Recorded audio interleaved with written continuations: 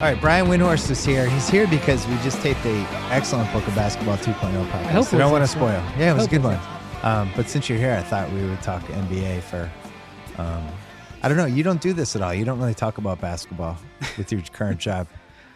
I never see you on any shows. Every day is a new adventure. What are we going to talk about today? Do you have a place anymore, or are you just like John Wick? You go from studio to studio. The thing about it is, like, nobody knows where I live. They all think I live in LA or they live somewhere else. If you live anywhere, you might not live. Right. You might be driving around like in a Madden cruiser, just going to these different locations. That's right. I would love to have that. I'd love that. You know, that's when you've really achieved. Like when Kornheiser had that bus. Yeah. Oh yeah. I mean, that's the heights. Those are the heights. Yeah. That's a thing. So I think this has been an unusually entertaining and fun NBA season. But we tend to dwell in the negative with this stuff, and starting with China before the season, and then it's like the ratings are down. How do we fix stuff? And start complaining about stuff, and the Knicks stink. And I think maybe just society is more negative.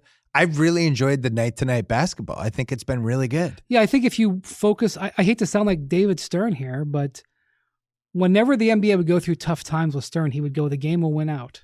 Yeah. And like, how can you watch the Miami Heat play this year and not be excited about the game? Huge win. How about Toronto being like true defending champs? And I think that the Celtics are one of the most fun teams to watch right now. Like there's a lot of surprises around. Well, we talked right before we went on that the fact that this is really the first time the East is as good as the West from a top 5 or top 6, however you want to go. Yeah, the top 6 is as good as the top 6 in the West. I'd like to believe that. I think the top 2 in the West are better. I agree. Like if I was picking, if we were drafting teams to win, I would pick the 2 LA teams before Milwaukee. And the Milwaukee fans will get mad because they're like, we just won 15 straight. We're winning by 12 points a game, and we have the best player in the league. And everybody's thinking this is happening like on some alternate universe. I know. I get it. You know, I was in China for the World Cup. Little did I know that was the good China trip. Jesus. You know, the last fun days in China for basketball. And I had this Chinese crew with me. They did not know the NBA very well, but they knew basketball. They spoke English. They knew basketball. And so we were with Team USA for 3 straight weeks. And when we got 2 weeks in, they started asking me, this one guy started asking me, Ming was a very good man. He started asking me about what some of these players who are on Team USA make. And I go, yeah, Brook Lopez just signed a 4-year, $50 million deal. He was like, what? Because Lopez was awful in China. And I said, Chris Middleton, who was like, he maybe had a good 6 quarters out of the whole time there. I would say he was semi-awful. He was below average. I was like, yeah, he just signed for $170 million. He just like fell out of his seat. And in and of themselves, they're, you know, Middleton's a good player, but he's not, you know, you think about it, he just couldn't believe after watching Middleton play. But when you put them together around you, and by the way, Giannis was terrible there. Terrible and miserable. It reminded me of when Messi has to play for Argentina and he's just like, man, what am I going to do with this roster? So like to tell him that like, oh, you put Giannis, because we saw Giannis play a couple of games, Giannis, Middleton, and Lopez together, and that's like the core of the best team in the league, he'd have been like, what's going on? What's all these people talking about the NBA? But when you put them together, they fit well together. And that just, you know, so that I respect the Bucks because I do think that they're built well around Giannis, but I don't look at them in a race to 4 against the LA teams and feel as good about it. From a regular season standpoint, they make a lot of sense. And I think this is the special thing about Giannis. You know, we're taping this on a Wednesday. Last night after the Philly-Denver game, Barkley and Shaq went in on Embiid a little bit. And they did it. It's interesting now how they couch their comments. And I think that's more a reflection of, and you and I we're in a similar boat. You're always thinking about how people are going to receive what you're saying because it's so easy to have it get thrown against you and be like, oh, you're just hating and stuff like that. In the old days, they just would have ripped Embiid. Right. And these days they're doing it a little more carefully, but they're basically saying, we don't like what we're seeing from him night to night because he's not consistent enough. And if you want to be great, consistency is what makes somebody great. Knowing that It's a TNT game against Denver. You're going against Jokic, one of your supposed rivals. This is a game you should have 37 points and 12 rebounds. And Shaq, who I think has gotten really good on that show as he's gotten more reps, and he's just like, we're not criticizing you. We're giving you knowledge. We've been in these positions. We've been on the best teams. We've battled the best players. Like, we know what it takes, and you're not good enough yet. And on the flip side, I look at somebody like Giannis, and Giannis night after night delivers. And I think he should, through 20 games, he's the MVP, or 21 games. Yeah, for sure. But I think that's what really makes him special is night after night after night, he's the same. Embiid, I don't know what I'm getting from Embiid. If you play daily fantasy or something and you have Embiid as your center, like, good luck. It might work one night, the next night he might not show up. And I think that's a real thing. And if he really wants to be great, he's got to start walking the walk a little. I would love to have the minutes from the conversations between Elton Brand and ownership, and I guess Brett Brown was involved, and his front office when they made the decision to do what they did with their roster this year, which was, we're not going to re-sign Jimmy, which they knew they weren't because they didn't offer him a max, which he knew. I mean, they gave him an offer, but there's more to that story though, and even I don't have it. I don't even have the inside. I can't say it on the podcast, but I know it happened. Something happened behind the scenes, and nobody's talking about it. I don't know whether Simmons felt like Butler was too pro Embiid, or there was some fight we don't know about. But yeah, I don't know. Butler's alluded to it though a couple of times. He's like, I had to go. It was time to leave, but he hasn't explained why. Yeah, that's sort of an in vogue thing now, like Paul George the other day saying. About OKC. Yeah. No, about Indiana. He was in Indiana, and he said, there's a real villain here. What does that mean? I think he's talking about the legend. Oh. Yeah. Like, he said that when they went to Indiana, he got booed really heavily, and people were like, why is he getting booed? He hasn't been gone for 3 years. And he's like, when I tell my story, this happens, guys getting, I remember when Bill O'Reilly got knocked out, he's like, wait till the truth comes out. Well, it's been 4 years. He said, when you hear what the villain is, you'll know who the real villain is. And, well, you know what I know? He's going to get hit by a lightning bolt now. You don't blaspheme the legend. Well, he didn't say that, but when I talked to people in Indiana, they felt like, his last healthy year after he came back from the broken leg, he came back and played a few games. Then he came back and they wanted to move him to power forward. Yeah. And Bird was basically like, I don't care if you don't want to play there, go down there and play. And that's what people I've talked to in Indiana think that's what he's referring to. I don't know for sure. So when Jimmy says there's something else, maybe it was super duper important, maybe it wasn't. But even if you say... I sidetracked it. You were talking about Philly's roster. I know. But that's when when Jimmy... No, it's okay. It's bad hosting by me. No, I brought it back because I knew you'd want to hear about Larry. When you look at Jimmy Butler, like, even if that decision had to be made because of some unknown thing, the decision to sign Horford, the decision to use that money on Horford and come into the season and say, okay, in the 2019-20 NBA, this is going to be our roster, or we're going to rely on Tobias Harris to generate shots for us when we need it.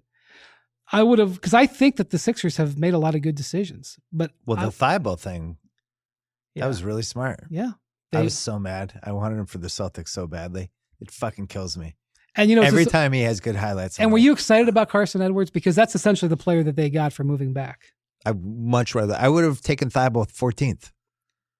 Well, that's who I they just got. feel like this guy was not just elite defensively. This guy was like transcendent defensively. And the question of him was, well, he can't shoot yet. It's like, if this guy tries this hard on defense, he's going to learn how to shoot. He will be in the gym every day, at least figuring out how to make a corner three. And then he's a different player. Right.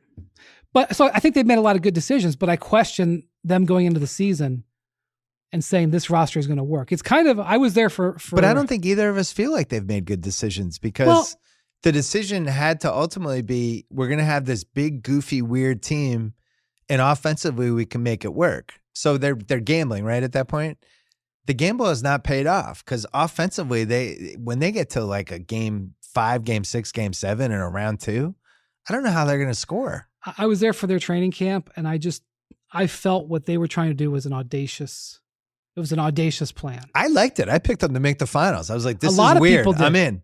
Defensively, they're going to be awesome. I think Zach did too, right? Yeah, but only after he exchanged 40 texts with me about it and probably 10 other people. I know, Zach has this whole process. He agonizes. Hey, I was just wondering who are you picking to make the finals? I know he agonizes over this like he has a way of making people feel like they're the only person he's texted, but he's just copy pasting with 15 people, especially around awards time. And when he's when he's in the middle of writing like a big column, like, he references it like it's on the, like, of course this week I'm doing my my all whatever team. Yeah. Like you, of course, that it's the third week of December. Of course, that. A lot of people pick the Sixers, but I just remember being there and I talked to Embiid, I talked to Simmons, I talked to Al, and I was just like, this is really a gamble what they're doing here. Well, I think the Russillo's been upset about it all season. Where I'm on a lot of texts with him and Joe House about it. Just fundamentally what they're doing is wrong. So it's like, I'm not ready to give up on them yet, because this whole idea that Embiid should be 25 feet from the basket and Simmons should be more down low and Horford is just a non-factor at 27 feet from the basket. Like, the geometry of the entire team is so poorly constructed. I just assume at some point they'll fix this, right? If I built a house and I put the TV in the middle of the room and you walked in the house and be like, boy, that's weird. Why isn't the TV on a wall? I'm like, it's fine. Just sit in that chair. Yeah. The TV's just going to be there. And you're like, yeah, but this is weird. You can just put it on the wall. I'm like, no. That's kind of what their offense is like. I know you love what ifs. Yeah. So what if they had offered Ben Simmons for Anthony Davis? Kyle was there. You were producing those pods. I was calling for that. That was the trade. Yeah. And by the way, New Orleans says yes.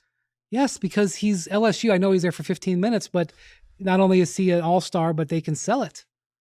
Would you trade Tobias for Chris Paul? No. I mean, I understand why you would say it, but I can't take that on. I can't. Would you shop Embiid? I would try to get Drew Holiday. So everybody wants Drew Holiday. You know why? Because he's really good. Yeah. I wouldn't trade Drew Holiday if I were the Pelicans. Would you? Depends on what the offer is. Would you trade Drew Holiday for Simmons? Because that's one of my favorite fake trades. If I were the Pelicans? Yeah. But that's an interesting. That's the most logical, fun trade on the internet right now. I don't even know if it's on the internet. I mean, I feel like Philly would want something else in the deal. Really? I'd be so happy I got Drew Holiday. Because now I'm like, wow, we can win the finals though. If I can get Embiid. Well, but you're talking about a guy who's signed under contract, 21 years old. You don't have to worry about him. He's with your team for 5 years. What is Simmons 5 years from now? This is a very polarizing topic. There are certain people who think that Simmons is Magic Johnson light, and they will defend that. So the case for Simmons, he's such a great athlete, and he really does have a high basketball IQ, and he does stuff, especially at the end of the games defensively, that if you go back and watch like early Magic, early Bird, early MJ, anybody, he does have these same, the bigger the stakes, the smarter he is defensively instincts. And yet, like how many big games has he ever been in? You know, like at some point, does it matter that you've gone through high school, LSU, nothing, Sixers, you got a taste of it last year. But I watched him at the end of these games offensively, and he just seems lost to me. Well, he's also kind of defiant about changing his game. You know, Jokic is like that too. You go to Jokic and say, boy, if you were in better condition or if you did this, he's like, I'm an all-NBA player. I've got a max contract with an all-NBA player. Don't talk to me. I'm fine. And Simmons is kind of the same way. Like, he will get angry if you talk too much about it. He just doesn't want to talk about it. And like Giannis recognizes he's got to improve his jump shot. You see him working on it. It's not going great, but he's making incremental progress. You can see him putting in the work. And I know that Ben has put in the work to a certain extent because he is shooting a little bit better, but he doesn't seem – that's what's so frustrating is that he seems like, look, I'm going to play the way I want to play. And again, it goes to the audacious thing that the Sixers are playing in another era, and they've got a point guard from another era. And what they're basically saying is we gamble at the cost of $400 million that we signed all these guys to, that this is going to work. And it flies in the face of a lot of what the NBA is right now. That's why I'm saying it's a real audacious plan. I think he's almost a finished product defensively. and just unfinished offensively, Right. and it's weird to watch him because I thought the opposite was going to be the case coming in. But he's a big part of a lot of wins. I mean, they rack off wins, and he's. When you talk about the audaciousness, though, I just assume they felt like they can move whoever they actually need to move. Well, Tobias Harris has always been tradable. Right. But Harris now, that KOC was on the pod 2 weeks ago, and I was like, they move Harris, and he's like, have you seen his year-by-year numbers? I was like, what is it? Like 28 the first year? It's like 36. I was like, oh my God. 36 million for Tobias Harris. That's like McCollum. Yeah. Like, because some people have said the Trailblazers should move into punt formation here and think about trading McCollum. McCollum's contract is poor McCollum. I've been guilty of it too. He's always the guy to go when it's like we got to trade. But I don't think they've ever come close to it. Like I've never even heard one whiff. Me neither. That's ever been on the table. So I had a thing on my pod last week about changing the trade percentage thing to 50% of the salary. From what is it, 25 now or 30? It's 75% or 80%. Oh, I see what you're saying. Yeah. Okay. Yeah. So it depends on 25 or 75, depending which side you look at. Right. So Kevin Love, who makes $29 million, the Cavs can't trade him to any team that the salaries have to add up to at least like 23. Yeah. Something like that. And this is a relic of last decade when, they're trying to protect the smaller market teams. They're trying to make sure there's not too many trades. Right. But the guys back then were making 13 to 18 million, the best players. They never saw a scenario where Chris Paul was going to be making $39 million a year. I know. And it's absurd to try to line up these contracts because it's turned into this have-nots thing where you have the best guys making between 29 and 40. And then you have a bunch of guys making between, 3 and 12. Right. So you have a situation like the Celtics where they're really one move away and they either have small contracts or giant contracts. The Celtics can't do anything. No, they're sort of, which is one of the reasons why I think it would have been interesting if they had actually extended Terry Rozier. I think that was the only reason they considered doing it. Not when he became a free agent, but last year. But like going into the season. Yeah. To have an asset. Right. That they but could move. Unfortunately, he knew that would be the reason. Yeah. Well, he would have taken. Well, he ended up doing just fine. But like, they can't trade Marcus Smart. Like, I hear people say, they could do this. They could trade Mark. I'm like, Marcus Smart's the heart and soul of the team. He's the not captain. Trading him. He might be Brad Stevens' favorite player of all time. Yeah. And Gordon Hayward, he's finally playing like Gordon Hayward. You can't trade him. So Gordon Hayward could have been had last summer, I think, by an aggressive team. I think the Celtics would have. I don't think they were ever going to shop him. But if the Cavs had been like, "Hey, Kevin Love for Gordon Hayward, let's talk," I don't think so. You don't think so? You think they would ride him to the bitter end? It's my feel that the Celtics will not trade Gordon Hayward. I hope so. They traded Isaiah Thomas, so I'm just judging them by past history. I know what you're saying. They have no loyalty to any of this stuff. This is what I can say. Yeah, it's my feel that they will not trade Gordon Hayward going forward or backward. Okay, going forward, no way. I don't think he was ever available to be traded. Well, I don't think they shopped him. My feel is that. That's all I can say without getting aggregated. So that's all I can say. Oh God, the aggregators. Well, yeah. Well, then my phone rings from Bristol, and they want to know why I didn't report the story. So that'd be funny if I had pods with NBA people, and every time there's a thread of aggregators, we just had actors playing aggregators coming in with computers. Like I respect it as a job, but like when I do podcasts, sometimes I have to say, you have to be careful. This is a disclaimer. I am not reporting this. I'm saying this is my opinion. Yeah. Because you say something and next thing it shows up, and the teams or the agents or the players or the GMs, they don't listen to the whole podcast. They just see the push alert on their phone.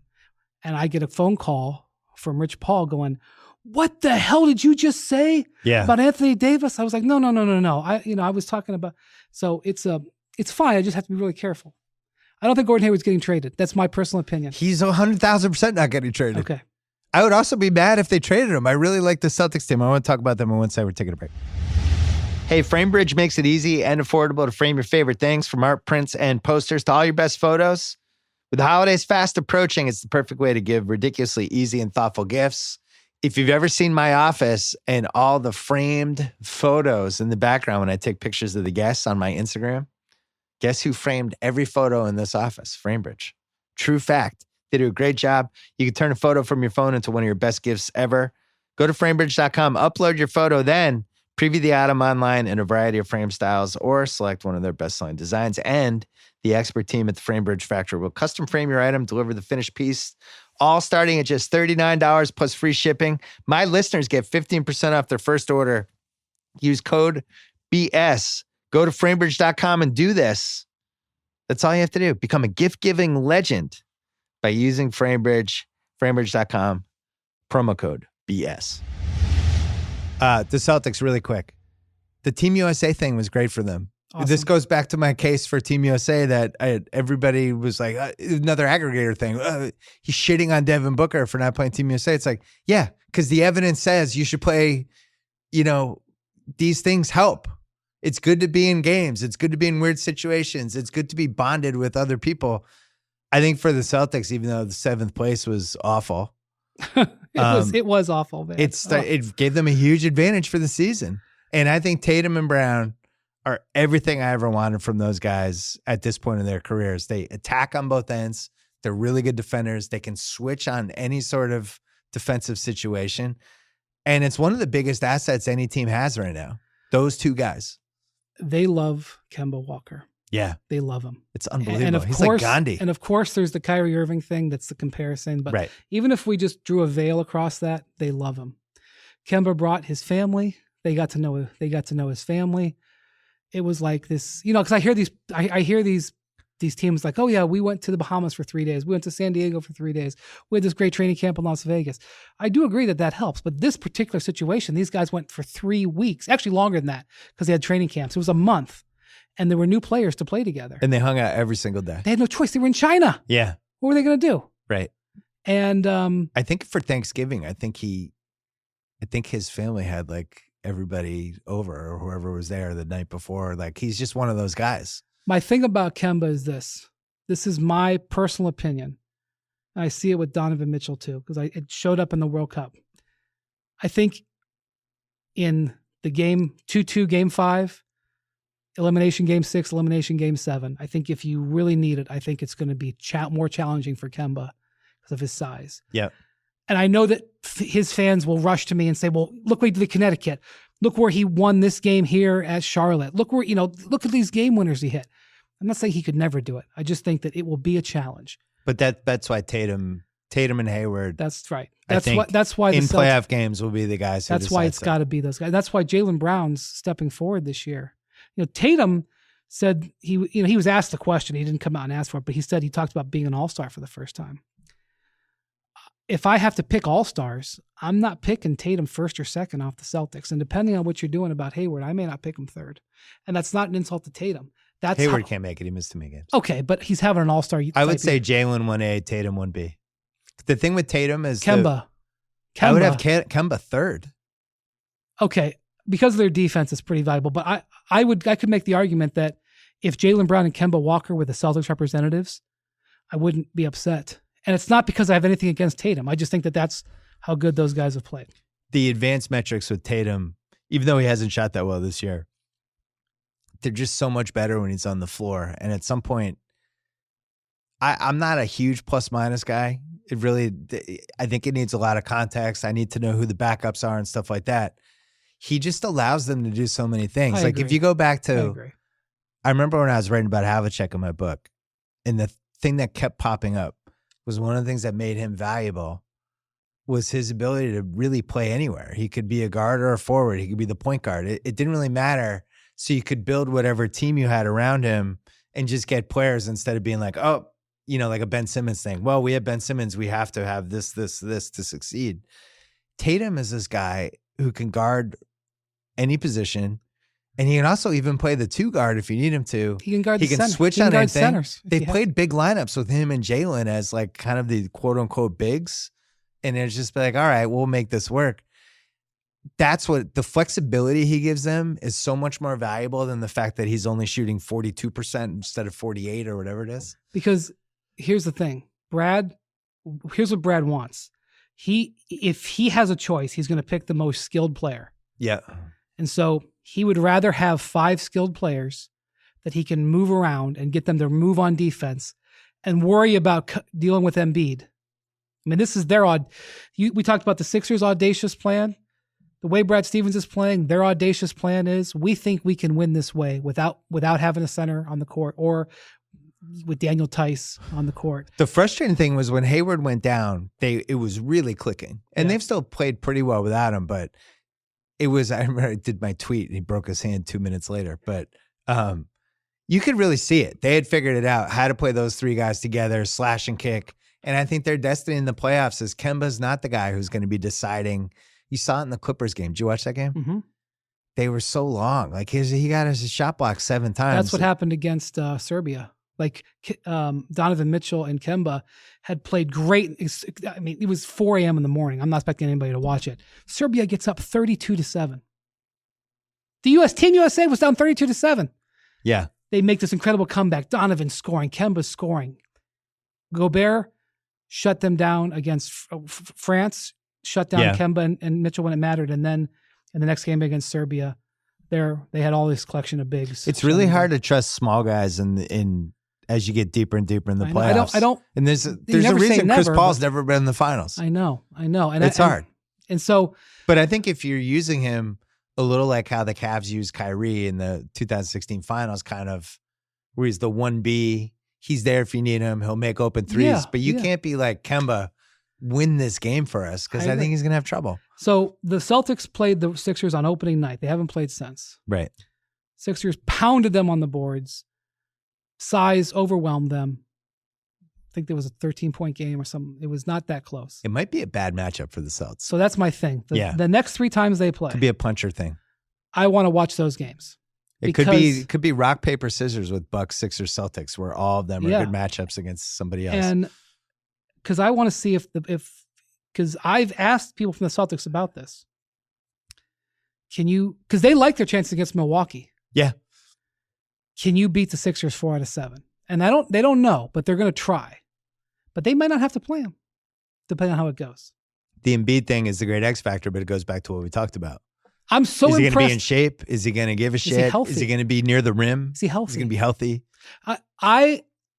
I'm not a predictions guy, but this could be a year where Boston, if it falls right for them, could out of nowhere slice in, especially because the Nets are not up and running, and the Sixers roster is imbalanced. I can't believe I'm saying this. I can't count out Miami because I still feel like they have one awesome trade to make, and I really like their team. And I think Bam, the people that actually watch basketball know this. It's turned into a thing the last few weeks where people are like, Bam Adebayo's 100% an all-star and probably one of the 20 most impactful guys in the league.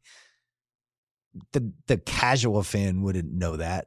If you watch Miami on League Pass, it's like, this guy's kind of semi-dominant. I mean, again, Team USA. But Embiid ate him for lunch. I know. But that's the problem with Embiid. It's like, if you wave the fucking carrot in front of him, and he's like, oh, wait, what? And then he puts up the 39-18. Adebayo and Team USA training camp. Pop was nice enough to let us watch a lot of actual raw practice. So I got to see Adebayo play a lot. It was the most I'd ever seen him play in any kind of setting like that, other than occasionally on TV. I didn't watch a lot of Heat games. He exploded off the court with his athleticism. Then he was their first cut. They kept Plumlee. Greg Popovich, are we sure he's good?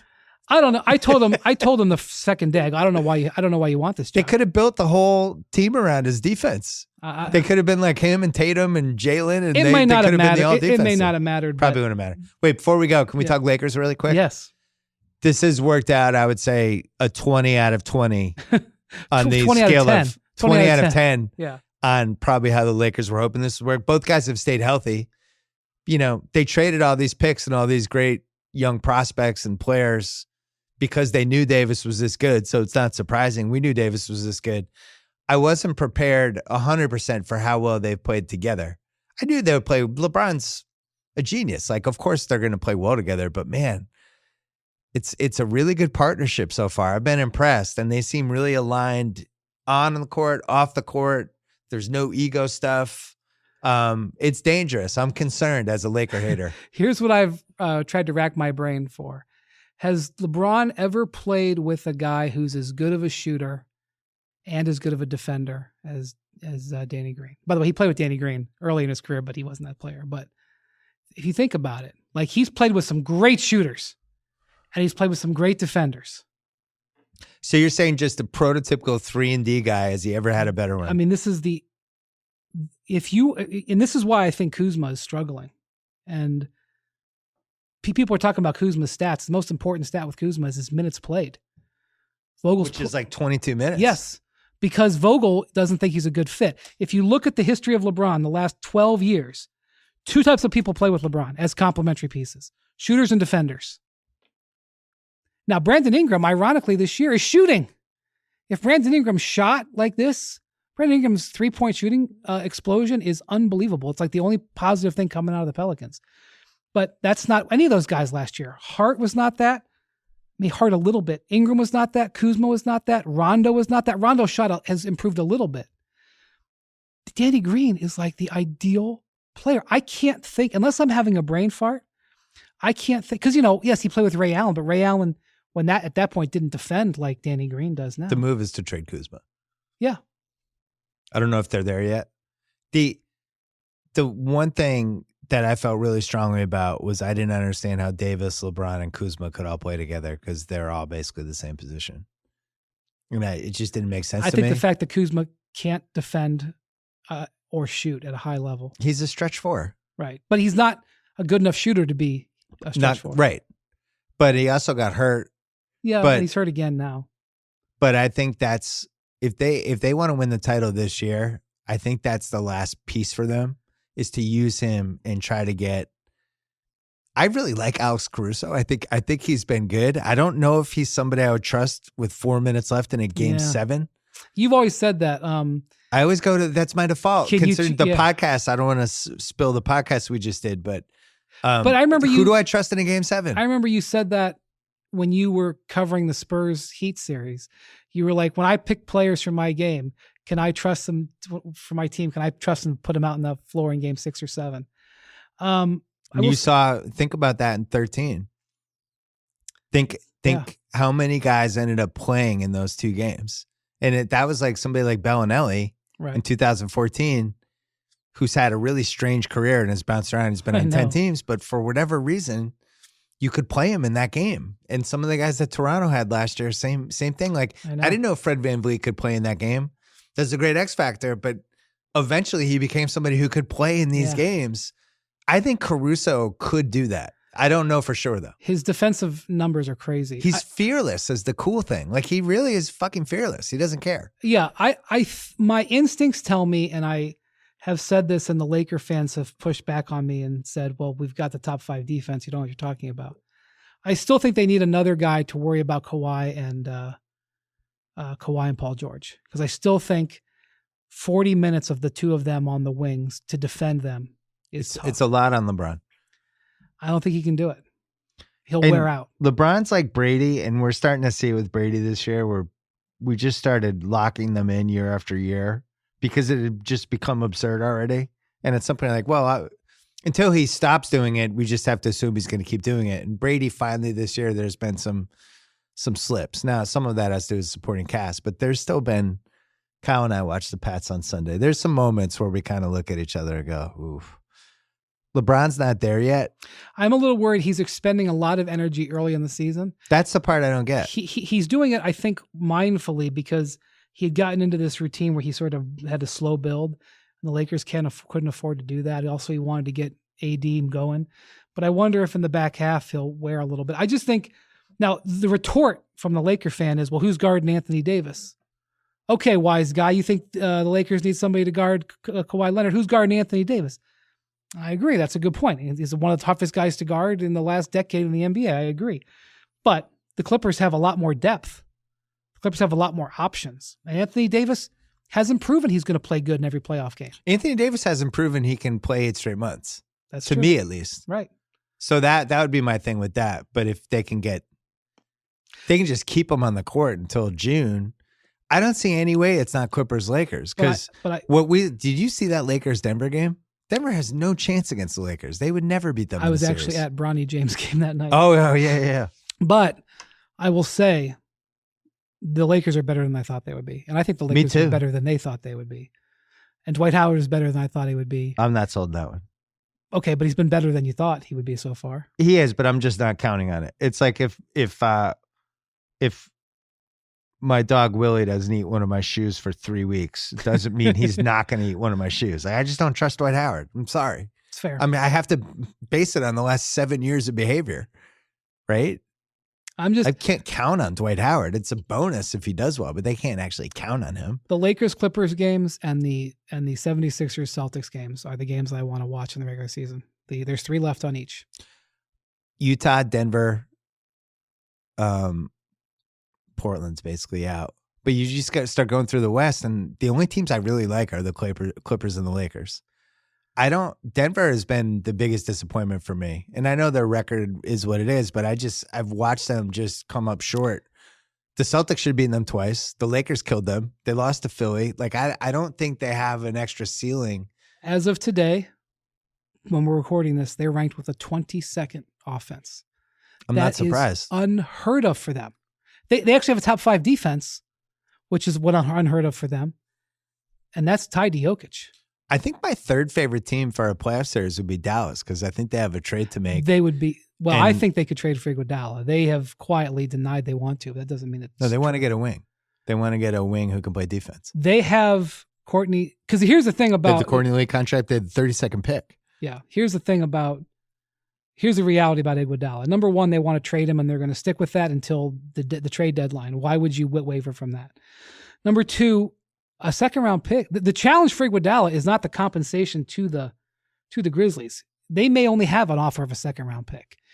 It's the amount of money you have to send them, and they're not taken back multiple years. Yeah, so it's got to be an expiry. So that's why you look at the Lakers. Who are they trading? Nobody. They're not getting. I have another thing. Are we sure it even matters if you get Iguodala? Like, are we sure he's going to be healthy? He's hurt every year. Well, okay, maybe. What am I getting from him in the playoffs? I'll tell you what you're getting 10 minutes on Paul George or 10 minutes on Kawhi Leonard. Okay. That's what you're getting. But I'm saying it makes more sense for me for the Lakers as a buyout guy than for that to be Dallas's big move, because I don't know. Like, if I'm Dallas, I'm going that's what the Lakers are counting on. I think the guy to watch for me is Covington with his manageable salary, easy to trade for. Yeah. 29 years old. He's been in a couple big games. Why are you laughing? I was talking to him a couple weeks ago, believe it or not, about being traded. He's going to get traded. And I just said, because he was talking about how much trauma it was to get traded last year. He said it was the worst year of his career. He got traded, then he got hurt. And I go, the problem is, Robert, with what your contract is and the demand that you have, you're gonna always be traded. You're gonna be in the rumors. I compared him to kind of like Jay Crowder.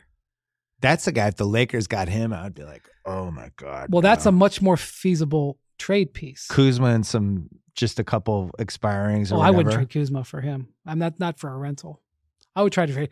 There's a guy I trade Kuzma for. Is Covington a free agent? No, I don't think so. You wouldn't trade Kuzma and contracts for Covington? I trade Kuzma for Bogdanovich. But that doesn't solve my... Interesting.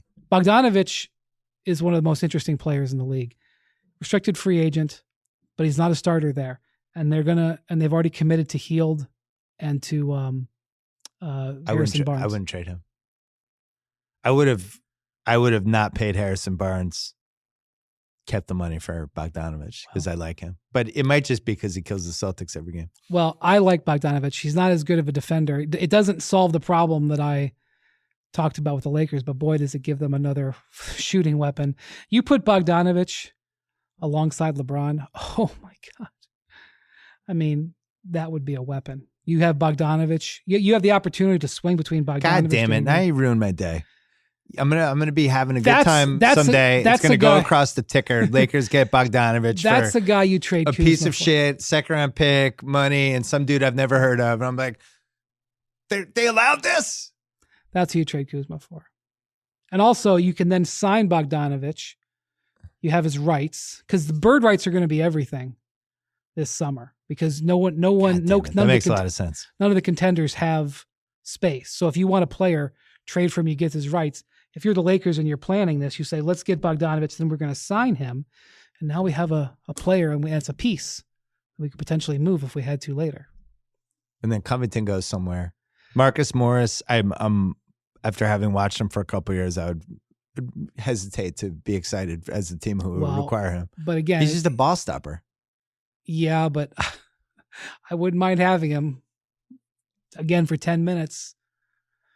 To be careful what you wish for.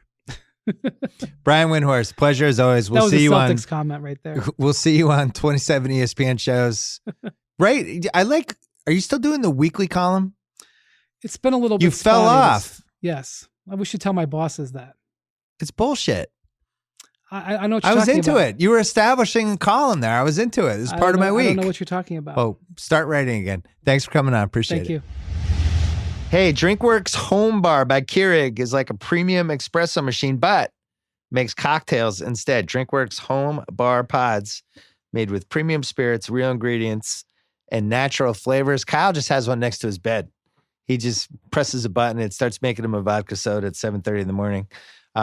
This is really cool, though. And especially, I would say, like, if you're in college, you like to make drinks for your friends. If you're in your 20s, you like to have people over. If you're an old person like me and your wife just likes to make cocktails for no reason, there are over 24 different drinks to choose from. Something for everybody. Bar quality cocktails, freshly made at the price of a button. The only way to get this amazing drink maker at half price plus free shipping is to go to drinkworks.com. Use my code BS at checkout. You get $200 off and free shipping. Don't wait. It's an amazing offer. It won't last. It's only for my listeners. Drinkworks.com. Use my code BS at checkout. Remember, please enjoy responsibly. DrinkWorks Home Bar, currently available in California, New York, Florida, Missouri, Pennsylvania, and Illinois, with more states available for pre-sale today at drinkworks.com. Okay, the mother of dragons is here, Mallory Rubin. We're going to do most intriguing. JackO's coming on after this, and we're talking about Gerrit Cole. Okay, so I have an item on that. save my thoughts for that. Okay. But you want to do 2 honorable mention items? Yeah, let's relegate. Give us your Cole thoughts quickly. Okay, so Gerrit Cole, you're out of the top 5 already. Yeah. You're relegated to honorable mention. He's fine. He made a lot of money. Fuck the Yankees. Yeah. I really wanted to ask you about how you're feeling about the Red Sox, given, one thing that we share in common is that I'm a Baltimore sports fan and you are a Boston sports fan, which means that despite all of our tension about our respective sports teams and their rivalries, we can align in loathing the Yankees. That's a thing we share. And seeing the Yankees give out the biggest pitching contract in baseball history makes me feel sick and awful. And I am full of despair. How are you feeling? Also, just in general, with the way the baseball market is shaping up this offseason, the Strasburg deal, now the Cole deal, it sounds like Rendon is going to sign probably soon. Trade talk heating up. You're seeing a lot of rumors. Correa's name has been out there. Chris Bryant's name has been out there. Obviously, Mookie Betts' name has been out there. So you're in a world where the Red Sox aren't spending, talking about trading your favorite player, and the Yankees are basically preparing to win a title. How are you doing? My favorite player is Rafael Devers, just for the record. Mookie's 1B. Okay. I'm see fine. You're already adjusting your mental calculus. We've made it through the decade without the Yankees even being in the World Series, so I'm not that concerned about them. The other big American League contender is the cheating Astros. I just want to be very clear about something. Yeah. And this next comment is, as I think we all know, actually the top 5. Every item in the top 5. You don't get to talk about other teams being cheaters because you root for the Patriots, who are currently embroiled in the most absurd redux of a cheating scandal in the history of organized competition. Fake news. Bill, the Bengals? Fake news. Sad. 3 exclamation points. Sad. Good. That definitely makes everyone feel better, is you going full Trump while trying to process this. Fake news. Sad. That's helpful. On the all right, so you're hand-waving me on the Patriots. You won't engage with me on the Patriots. That's fine. On the Gerrit Cole thing, I was really upset.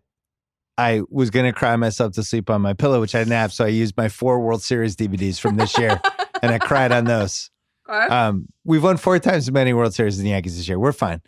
I think personally that it's bonkers to pay that much money to a pitcher when pitchers get hurt basically all the time. And $36 million annual value. It's just a lot. And he's 29. He's not 26. And I don't know. Here's the thing I'll say, though. Yeah. I do think there's if you need pitching, if you really need it. Now, maybe the Yankees couldn't do this. They need the ace. Their fans were starting to turn on them. I get it. But if I'm like the Angels and my choices are just throw $300 million at Gerrit Cole or try to get pitching some other way at a cheaper price. No. I would get a guy like David Price. What? The last 3 years of his deal, bring him in, World Series hero. He's available. What are you talking about? He's available. I honestly don't even know how to process what you just said. I'm just saying he's available. Look up his stats. Not bad. This is pretty devastating for the Angels. Less so for the Dodgers, who will obviously be fine.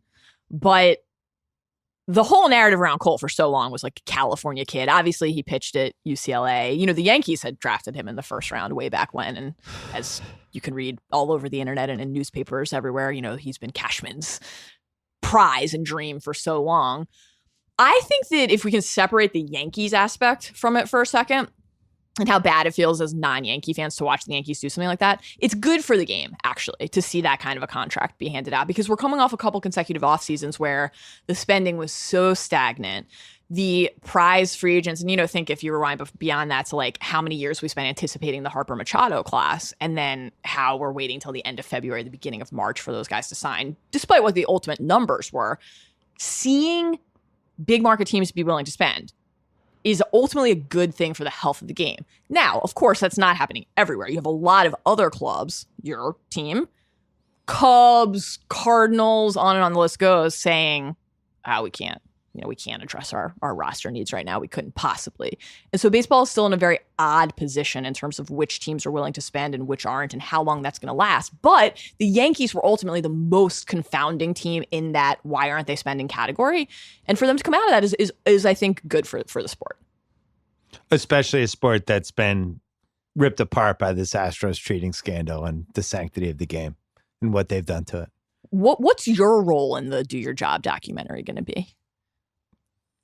I can't control what some freelance video cameraman, if he makes a mistake on an assignment, I can't control what that idiot's doing. No. Yeah. What about, do you think that someone should be able to control somebody banging on a trash can to give away signs? That gets all a of a lot piece, worse. all of a piece for you. Comparing the Astros to the Patriots is just patently absurd. What they did was 100 times worse than anything the Patriots did.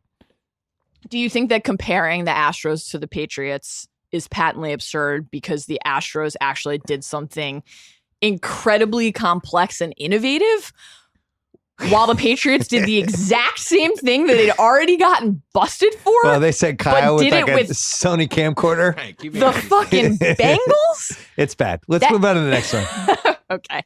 So this will be another honorable mention, and then we'll do a top three. Honorable mention. Bill, you know, I love college football. Yeah. It's Heisman weekend. Yeah. Joe Burrow, definitely going to win. Great name. It's a great name, great player. Name.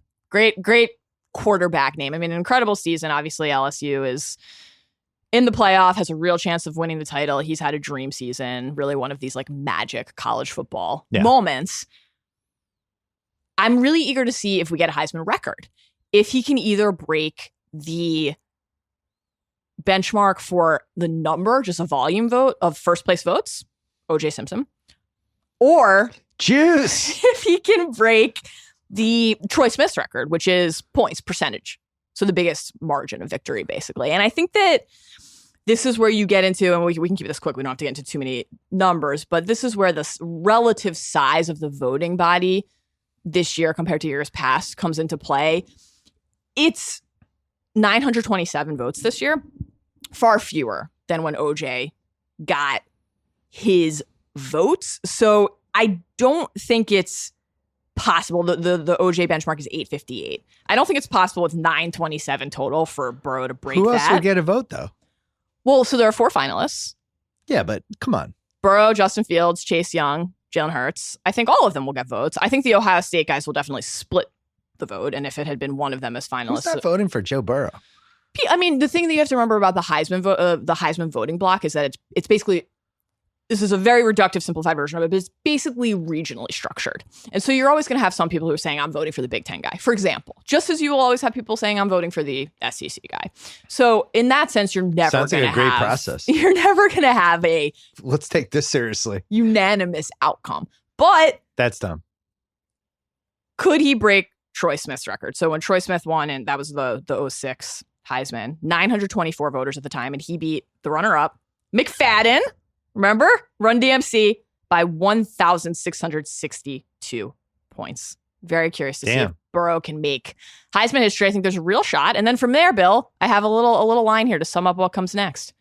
On to Cincinnati for Joe Burrow and Bill Belichick. Is that locked down yet? Patriots. They're two wins behind everybody else now. I can't imagine them not having the top pick. And they'll hopefully lose this week. I cannot imagine it. Now, I guess in theory they could trade it if they got it, but I don't know why they would. I mean, first of all, they need a quarterback. They need a franchise quarterback. Yeah, he's an outstanding prospect. And of course, where did he play before he transferred to LSU?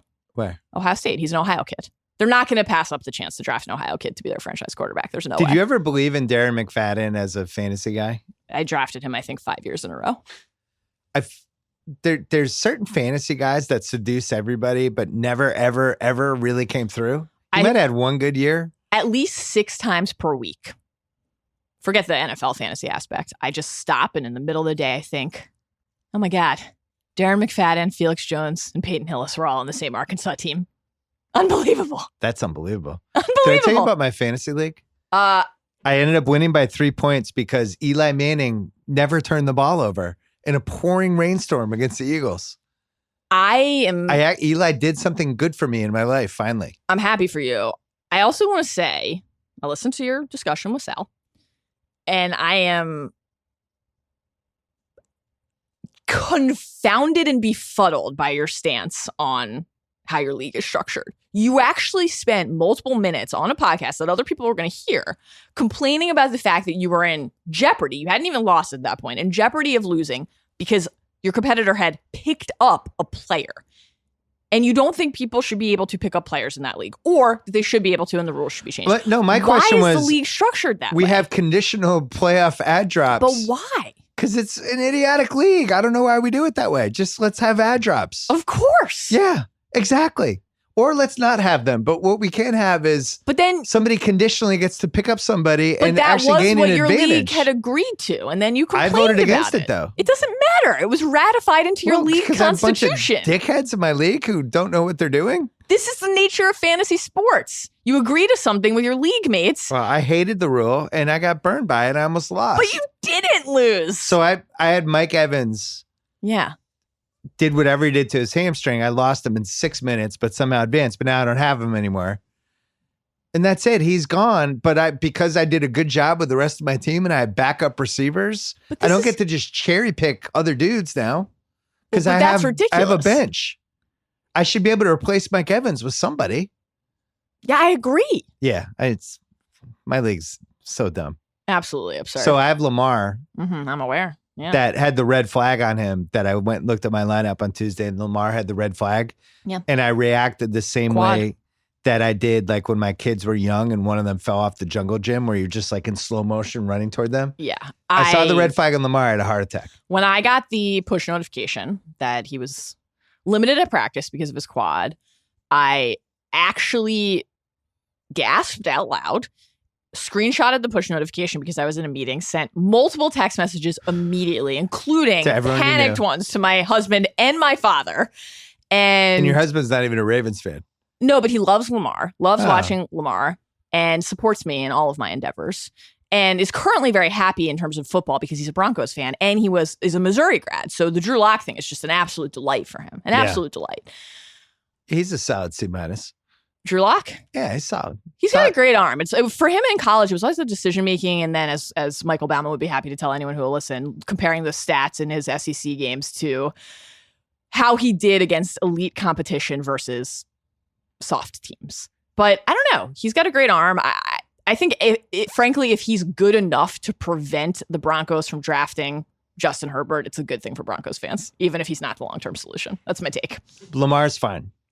Seems fine. I would be okay with, I mean, he's going to play on Thursday against the Jets, but I would be okay with him sitting it out and resting up. Like, he needs to be healthy for the playoffs. That's the most important thing. Well, no, I need him to be healthy for week 15. I'm a little bit more concerned about my real team's prospect for a real championship than your fake team's chance of losing in a way that upsets you in a league with rules that don't make sense. I'm not winning the Super Bowl this year, so all I have now is this fantasy championship because I'm used to titles at the end of the year. I have to pick between Darius Slayton and Cortland Sutton, and whatever I do, the other guy's going to have an awesome game. Who would you do, Kyle? For sure. He's your Slayton guy. against Miami. But you love Sutton. The thing is, think about which you'll regret more. You believe in Sutton. You have all year. You believed in him coming into the season. He was one of your quiet hype guys. And if you don't play him in the playoffs and you lose because he has a bad game on your bench, you're going to be pissed. Slayton looked really good on Monday night. I don't know. The problem is he's got Eli's corpse throwing it to him, so who knows?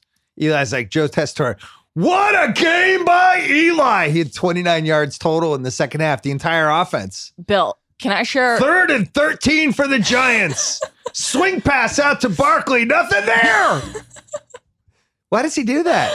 What's wrong with him? It's the college carryover effect, I think. Guess what? You're doing Monday Night Football. We're not in college anymore, It's Joe true. Tessitore. It's true. I lost. 3rd and 13 to Zach Ertz. It's going to get 8. I'm glad you mentioned Zach Ertz because if he had somehow had two more catches in overtime, I would have won. But I lost my fantasy playoff matchup.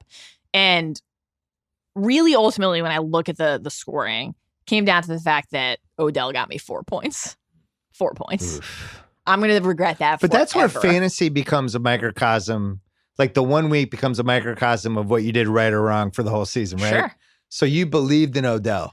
You went all in on him. I went double receiver at the top of my draft. Right. I took Julio and Odell sucked all year, and you didn't deserve to win your league because he sucked. It wasn't your fault. It was Odell's fault. And then it turns out he has a sports hernia, yes, which nobody even knew about for 12 weeks. Seems like an excuse to me. Wow.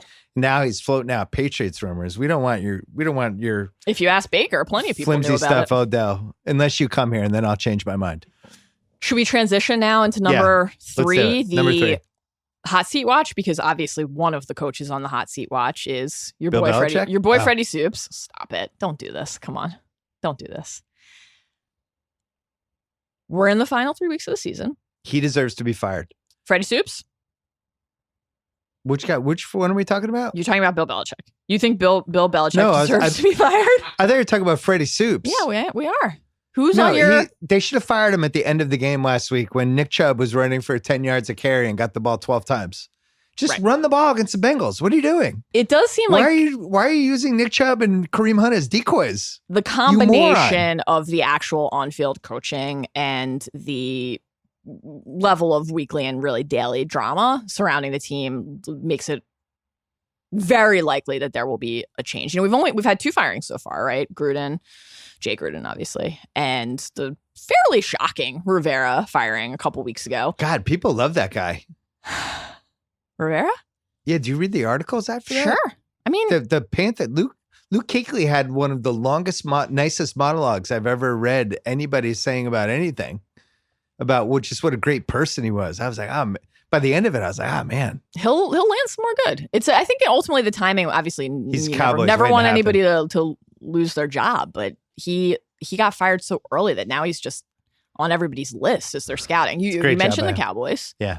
This is the one I'm most interested in because there are a lot to consider. You know, Cowboys, Browns, Falcons, Giants, Jags, Lions. You know, a couple other you'll hear people toss out Adam Gase or Zach Taylor. Those seem very unlikely, I think. But I know where you're going with this. Is there a chance that Jerry Jones finally pulls the trigger on Jason Garrett?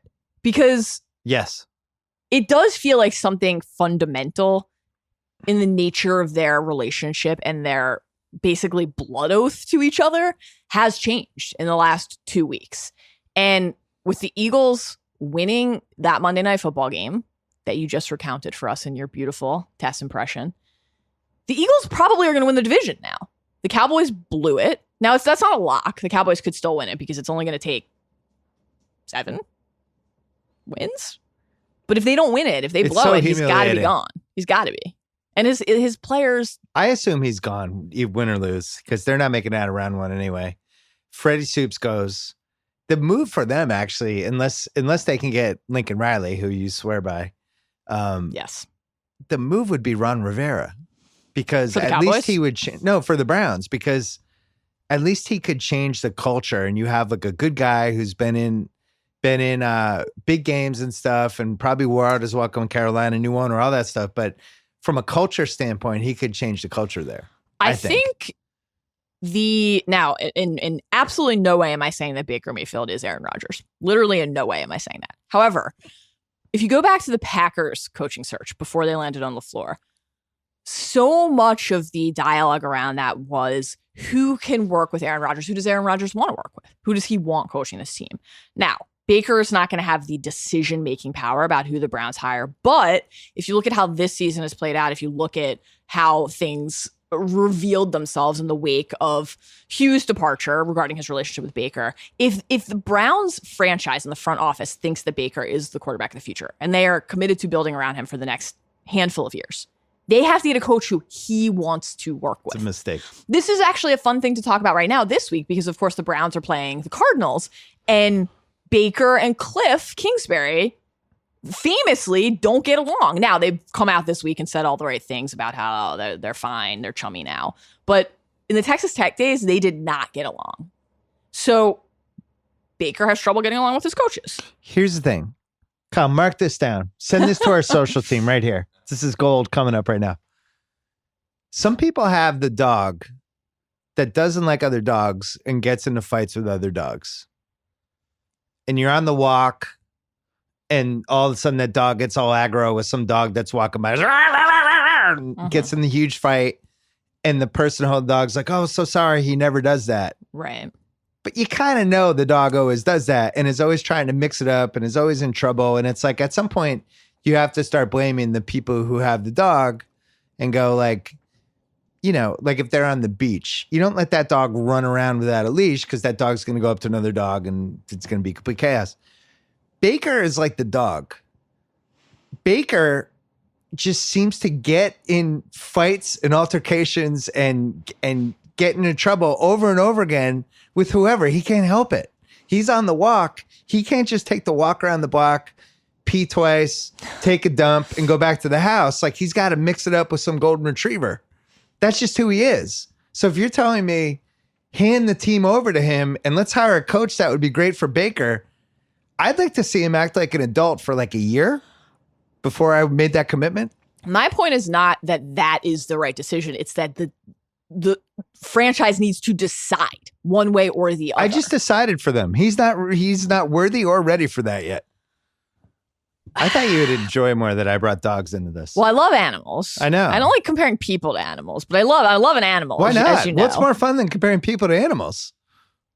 If we're going to stick with your analogy, the issue is not when a dog fights with another dog. As I understand it, I'm a cat owner. The issue in this case would be more of the dog biting the hand that feeds it, the dog not getting along with people in its own household. That's the problem. So more like my dog Willie, who just keeps going after my shoes. And then my wife blames me. It's like, well, you left your shoes down there. What'd you think was going to happen? Right. And then my answer is, what I expected to happen was my dog not eating my shoes. I feel like that is your fault. Yeah. I was asking for it. Sorry, I forgot to put my shoes away. So it's whatever. Rivera There's some and sort of dog Baker. analogy. Who's the third coach that's in trouble? Well, I think that Dan Quinn has probably moved out of the trouble zone for the Falcons, but that's still one to monitor. Who do they play this with week? The Giants? Who do the Falcons? They're like 13-point underdogs against somebody. Play the Niners this week. They're at San Francisco. So here's the thing. So that's a loss. If that's a 42-7, that could get the ball rolling. The thing is, the Niners lost their center.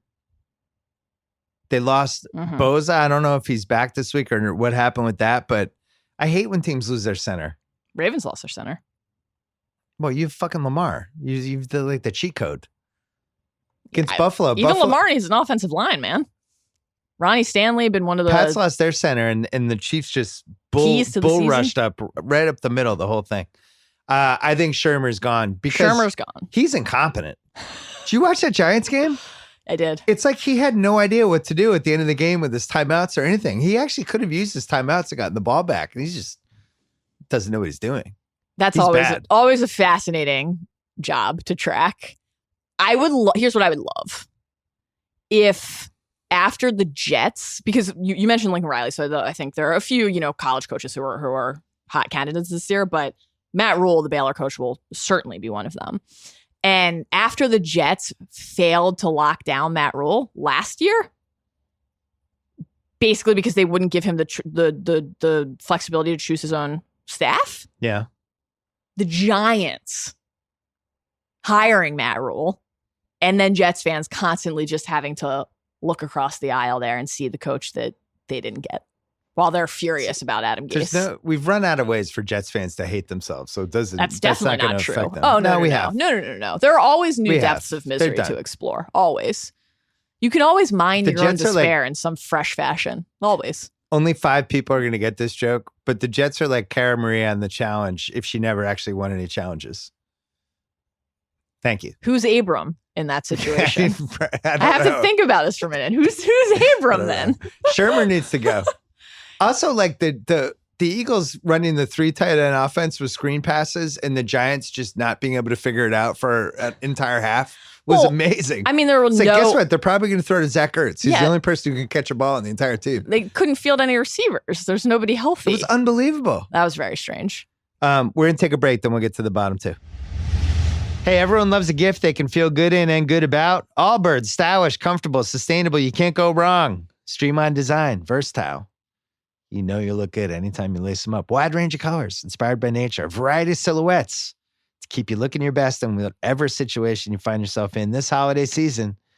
Ladies, the Tree Breezers are your new go-to flats. They will have you feeling like the belle of the ball at any holiday party. The Wool Runners, made from ZQ certified merino wool, will help you stay warm, while the Mizzo collection, complete with puddle guard, will help you stay prepared through winter's unpredictable weather. Kyle, should they let us name one of these?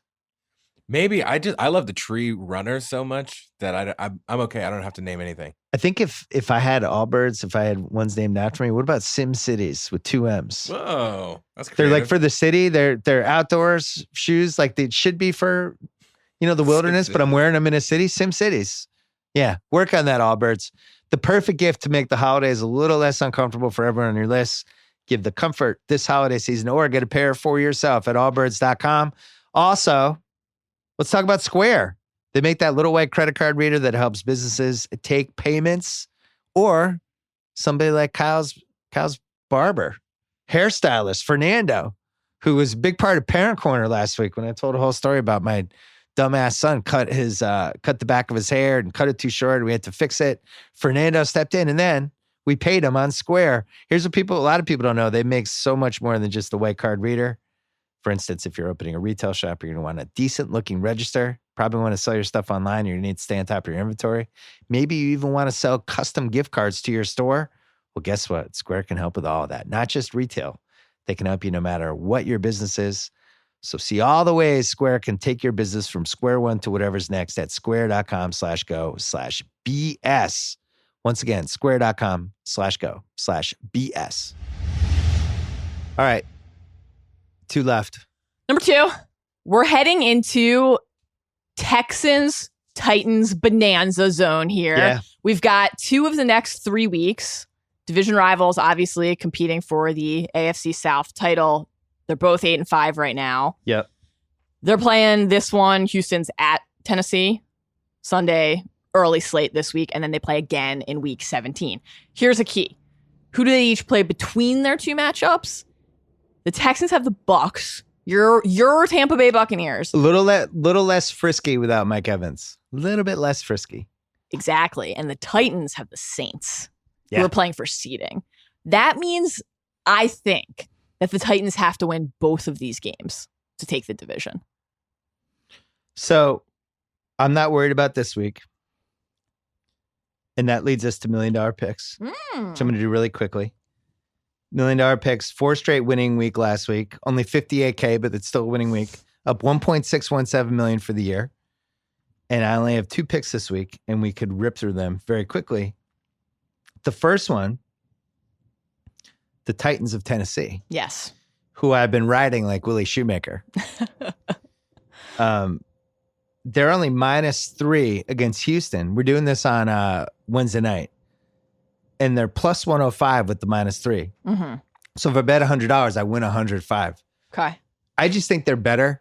I agree. I've watched them very carefully. We've been riding them on $1 million picks, and people are still sleeping on them. And I think it's happening for a couple of reasons.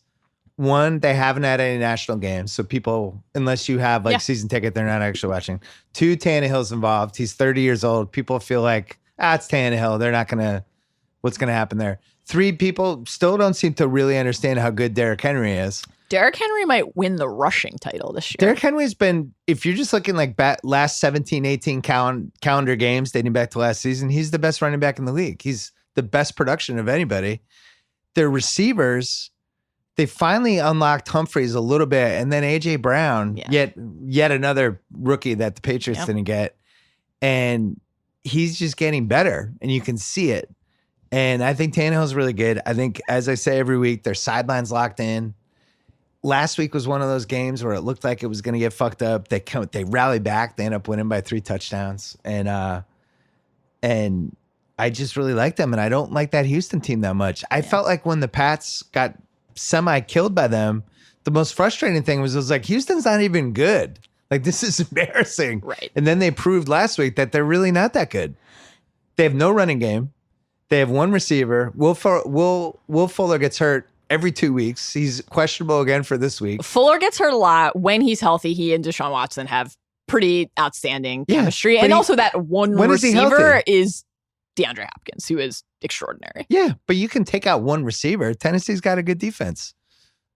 I mean, I'm with you on the Titans. That's why I wanted to talk about it. I think they actually scare me. Like when thinking about teams that the Ravens could potentially match up with in the playoffs. They scare me for the Pats. They've won 6 of 7 since Tannehill took over. Everything's clicking. I've loved Derrick Henry since the Alabama days. The first 5 weeks are explainable because their quarterback, Mariota, sucked. And then they put in this other guy, and he was good. And it completely changed their team because they had everything else. Yeah, I mean, so I see this line, and I'm just like, I honestly think this line should be like Titans by 6. So by I'm getting 6? I do. I think they should get an extra field goal. Oh my God. Okay. So I feel like I'm getting at 3 free points. Okay. Tennessee home.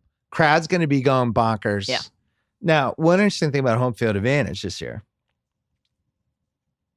Home teams against the spread this year. 87, 116, and 5. They're 29 games under 500 against the spread. Oh my God. So how does that compare to a typical year? It's bonkers. It has no correlation to anything. Underdogs are 112, 91, and 5. So here's a situation where all of the evidence that's happened this season would be like, you should just take the underdog in every game. Right. Especially like when it's a do or die, when who knows between either team. But I actually think that has to swing these last 2 weeks with the home field advantage. So I like the fact that the Titans are home. The Titans are playing for so much. I would have a really hard time imagining that the Titans would come out flat, in part because they're so energized, but also that's such a well-coached team. It's such a well-coached team right now. Whereas I do think the Texans are really talented, but one thing we know is that they're capable of coming out flat and laying an egg. We've seen that repeatedly. I don't like when teams are behind in multiple games by a lot. Right. And it's happened with them. I think the Titans also, again, they know they've got the Saints next. They know they need this game. Of course, we should say both of these teams still have a very clear path to the playoffs because they just need the Steelers to fall out of the second wild card. Exactly. Which, the Steelers have... we're going to them right now. Buffalo and then the Jets and the Ravens. That's hard. So that my second pick is Bills +2 in Pittsburgh. Okay. Here's the case. Yeah. And I'm down with Pittsburgh. I've won money on them a couple of times here. And Hodges is not your typical third string quarterback. Like he's okay. Fourth. He can he made a back to the shoulder. What do they call on the touchdown on they were on the 2. He threw the fade. No, but it was more like he threw the shoulder. Sure, it's a pass that goes wrong a lot. Like Jameis would have just thrown it to the other team. Of course. And he put it in a place where I was like, wow, that's actually like a real throw. Sure. Precision. He has pretty remarkable chemistry with James Washington. I don't totally see it with them. I thought Arizona could have beaten them last week. I think you can run on them. I think their running backs, especially it doesn't look, James Conner looks like he's Who knows with him this week? The other guys they had, that Benny Snell, all those dudes are just like average, below average. And I think that people are getting just confident that they're good. Mm-hmm. And I'm not sure they're good. I think they can steal games. Mm-hmm. They're not stealing this game. Buffalo's defense is excellent, as you saw against your team. Tremendous. The pass rush. Whew. The times that you beat them was really because the couple plays where Lamar is just fucking amazing. Mm-hmm. But they were in the right spots. I think Josh does some stuff. Singletary's come on. Mm-hmm. And I just think they're better. And I don't think it really matters where this game is. So I am putting $500K on the Titans -3, plus 105. And then I am putting $550 to win 500 on the Bills +2 in Pittsburgh, which FYI got flexed to a Sunday night. That's right. Here's what I really liked about Buffalo. When they kicked the shit out of Dallas on Thanksgiving, which they did. Yeah. I like that they kind of went at Zeke after when they did the I think it was Shaq Lawson and the other guy doing the feed me thing. Celebration. That tells me they have real kind of gumption, like that they know they're good. And I thought in Baltimore, they went toe to toe with you. And if Allen had played better, I think that actually would have been a potential upset. It was, I mean, you were nervous. I was, but I'm always nervous. I mean, I'm nervous when the Ravens are up by 5 touchdowns. You know, you said this on Sunday night with Sal. It was one of those games where it did feel very evenly matched. It was competitive. To be fair, I always felt like you were going to win. You didn't ever really feel like the Ravens were not in control of the game. Because it was more of a reflection of the Buffalo offense, though. I didn't feel like they had enough to actually win the game in Baltimore. That's against right. Pittsburgh. That's right. I think they can win the game. Yeah. The defense is showing against the Ravens offense, and the run game in particular was extraordinarily impressive. Really impressive. And the pass rush, it was one of the things I wanted to talk with you about last week, actually. We didn't end up having time for it, but their pass rush the last 4 weeks is among the most impressive things happening across football. And, you know, the Ravens offensive line is really good. Like, Ronnie Stanley is having an all-pro season. Yanda, obviously, and again, losing the starting center for the rest of the season is a problem. But they were able to generate pressure, and not only that, but they were able to contain, which other teams have not been able to do with anything resembling regularity. So I think that's an extraordinary defense. And they also seemed as fast as Lamar. I mean, Lamar's faster, but they were able to match his speed in ways that I will say, not to make any excuses, I don't think Lamar was fully healthy in that game. You know, I think that the fact that this quad thing has come out since, I think that he was feeling a little, this is just me playing armchair doctor, but I think he was feeling a little off in that game because I don't think it's that they're as fast as him. I think it's that he wasn't as fast as himself. You sound like me making excuses when my daughter sucks in soccer. Just the last Steelers wins for you. Yeah. Going backwards to earlier in the year. Chargers by 7, Dolphins by 13. They came back. Mm-hmm. Colts by 2, really banged up Colts team that game. Rams 17-12. That was more like, I felt like the Rams lost that. Lost to the Browns by 14. Mm-hmm. Beat the Bengals by 6. Beat Freddie Soup Kitchens by 7. Beat the Cards last week by 6. Mm-hmm. We have no evidence that they're a good team. And we have no evidence that against a really good defense, Duck Hodges will be able to do anything. Yeah. And now you're talking Sunday night. Mm-hmm. There's also that thing when the quarterbacks, the out of nowhere quarterback has been around for 4 or 5 weeks and the league has seen enough tape to where catch they're up like, and adjust. oh yeah, we'll do this. We'll do this. And I think Buffalo's winning it's this like game. a slightly watered down version of the Minshew Mania thing. Yeah. You know, where it's like, how long can this possibly last? So we're going I'm with you on the Bills. So we're going $500,000 Bills +2 in Pittsburgh, and then Tennessee -3 at home against Houston. Love and it. The thing is, I think Tennessee, as you said, they need the game, not just because of the New Orleans thing, but this is their home game. They know they have to go to Houston in week 17. That's right. So if you lose this one, now you got to win it. Like week 17, just take care of business. You're better. Division on the line in week 17. Get this care. out of the way now. I would have the line Tennessee by 6, but what do I know? All right, last thing. You want to talk about Marriage Story? Yeah, let's do it. Let's go. It wasn't as emotionally scarring to watch with our partners as maybe we were concerned about. I thought it was an absolutely stunning, beautiful movie. Oh, I loved it. I thought it was really remarkable. how many? Who cried more, you or Scarlett, during the movie? I cried more than once. More than once. More than once, Bill. You didn't cry? No, I don't cry during movies usually. I talked about it with Chuck a little on Tuesday. Mm-hmm. I watched the movie from the perspective of the kid. Yes. Well, that was Who one do of you watch the movie from the perspective of? That was one of the things I loved about it. Is that, I think about this a lot with storytelling. When I first read Harry Potter, for example, I was a teenager, right? And now I'm an old washed person in my early 30s. And my perspective when I return to those stories is completely different. And I love it just as much, but in a different way. And with Marriage Story, I was able to occupy multiple perspectives at once. I was able to watch it as a married person who thinks that marriage is sometimes really hard. And also as somebody whose parents got divorced when I was really, really young.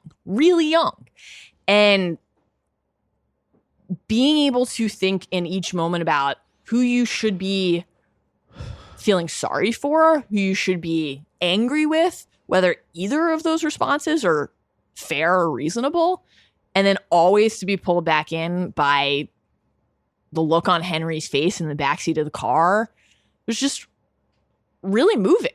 And I also just thought all of the acting was incredible, but I thought Adam Driver was like tremendous.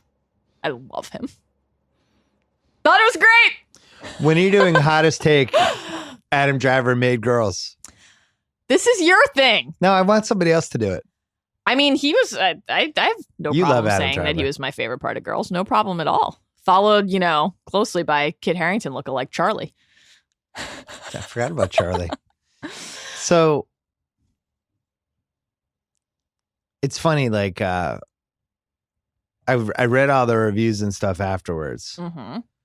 and people have just gone toward Adam Driver as like, I think he's probably going to win the Oscar, Yeah. right?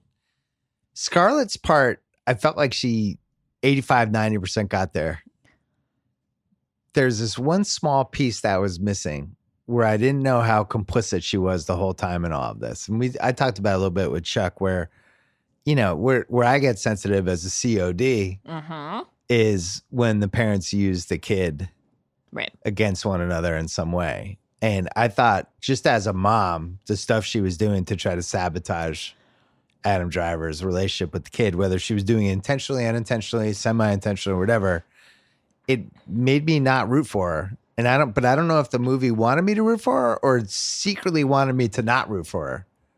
But don't you think that both of those characters were ultimately at different points in the movie put in that kind of position where maybe at one moment you were feeling real empathy or sympathy for them, and then the next moment you're saying, well, you're leveraging something about either your the how your professional circumstances should take precedence over what your kid really wants. For example, the Charlie character, Adam Driver's character, refusing to accept that his kid liked LA. So that would be a counterpoint, I think, or not a counterpoint, but an example that was happening on both sides. I think that the film was actually in that way quite well balanced. And it gets to another thing actually that I really, really admired about the movie, which is ultimately it's about love and loss and connection, regret, certainly, ambition, and how you balance the priorities in your life, all of which I think are deeply relatable human things. But it was also about systems. It was also about the constructs and the establishment all around you, and how the people who act like or actually think that they are trying to help you are in some way weaponizing your pain. And that was explored with like a level of care and conviction that I think is really, really rare. And the kind of way that you watch and you say, I know that the person making this went through this. Right. So like the Laura Dern character, Ray Liotta, all of the lawyers, Alda, that was like this really weird thing where you first start to get to that point in the movie, it's almost disorienting because it's such a tonal shift from the really intimate personal portrayal. But at the end of it, I just was really in awe of the balance of those different facets, because that is, of course, if you're going through a divorce or if you are a child and your parents are going through the divorce, something that I think maybe people who haven't been through that can't always appreciate or understand. Like, your entire life is upended by people who are not a part of it. Yeah. I don't know that much about like the modern divorce institution. So going into that world and just the costs and the prices, I don't know how real. I mean, it definitely is on the high end. I don't know. It's weird to me that so many people get divorced, but there's really no divorce movies at all. Right. I think like I could probably name all the divorce movies off the top of my head right now. It's less than 20. Well, of course, Kramer versus Kramer is the all-timer. I still feel like Squid that's and the Whale. GOAT though, right? I think Kramer versus Kramer is almost untouchable. But I do think that this is up there. You know, I also really, really love The Squid and the Whale, which is also a Noah Baumbach movie. That's very different in tone. You know, I thought that Sean Fennessy, our cherished colleague, wrote this in his write-up on the movie for our year in review package, which everyone should check out. I'm paraphrasing here, but in essence, it's not called Divorce Story. You know, there is something at the end of it that is really hopeful, and in a way, it probably depends on your mindset or your emotional state at any the moment when you're consuming the story. Maybe that hope is actually more upsetting to you because there's something really devastating about that moment where you realize that they are still in love with each other and always will be and still can't find a way to be together. Like, that to me is way more upsetting than falling out of love with somebody, you know, still having those feelings for somebody and not being able to find your way forward together. That's gutting. And when he's sitting on the bed reading that letter, it's just like, oh my God. Yeah, it's basically like these two people can't be together through a bunch of circumstances that happen that now prevent them from being able to have a normal relationship. They have this kid. They've kind of figured out some way to share the kid. There's so much pain that's happened from all the fucking legal mechanics and everything else that there's just no going back. And some really hurtful shit has happened. Yes. And yet through all of this, there's still like a weird connection. I haven't seen a lot of movies that have able to pull off that balance where I actually believe that she still cared about him in some weird way at the end, because I honestly think that's what divorce is like. I said to Chuck the other day, like, when my mom and my dad are together now, it's always so fascinating because I do feel like they still have a connection. Sure. Right. And you see it and you're like, oh, this is cool. I can kind of see why they were together at one point in life. Right. You know, whereas other people, they get divorced and it's like they're dead to each other. Right. Which is a less interesting movie. Yeah, I think that's exactly right. It's rare to see that aspect of it explored, but ultimately that's what made it feel really true to life, you know. Plenty of people love each other. It's just not always enough. And when you are in a relationship like that with someone, or you witness that with other people, you know, I think my two favorite scenes in the movie were the scene when he's reading the letter. Yeah. And then the fight, right? The fight in his house. And there were other scenes that I loved. You know, I loved when he cuts his arm. And I mean, many things in the movie were wonderful.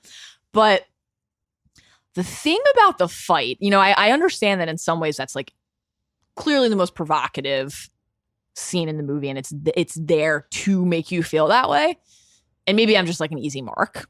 Yeah. Happy to admit that.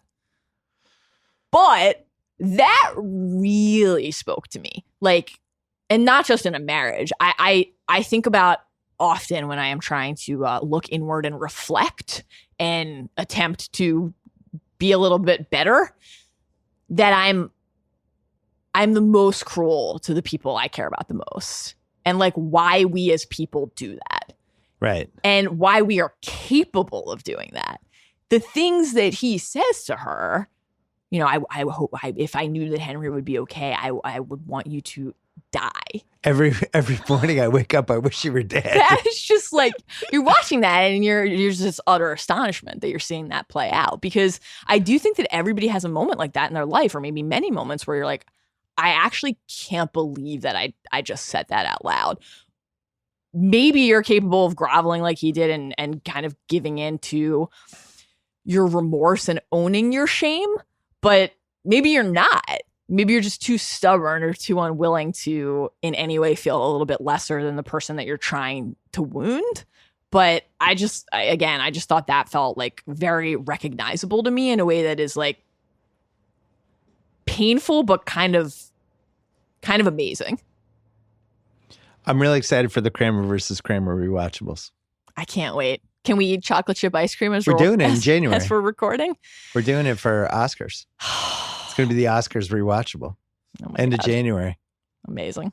I can't wait. Mallory Rubin, thanks for everything you do. I'm glad you've never said anything cruel to me. Thanks for always taking me trick-or-treating on Halloween.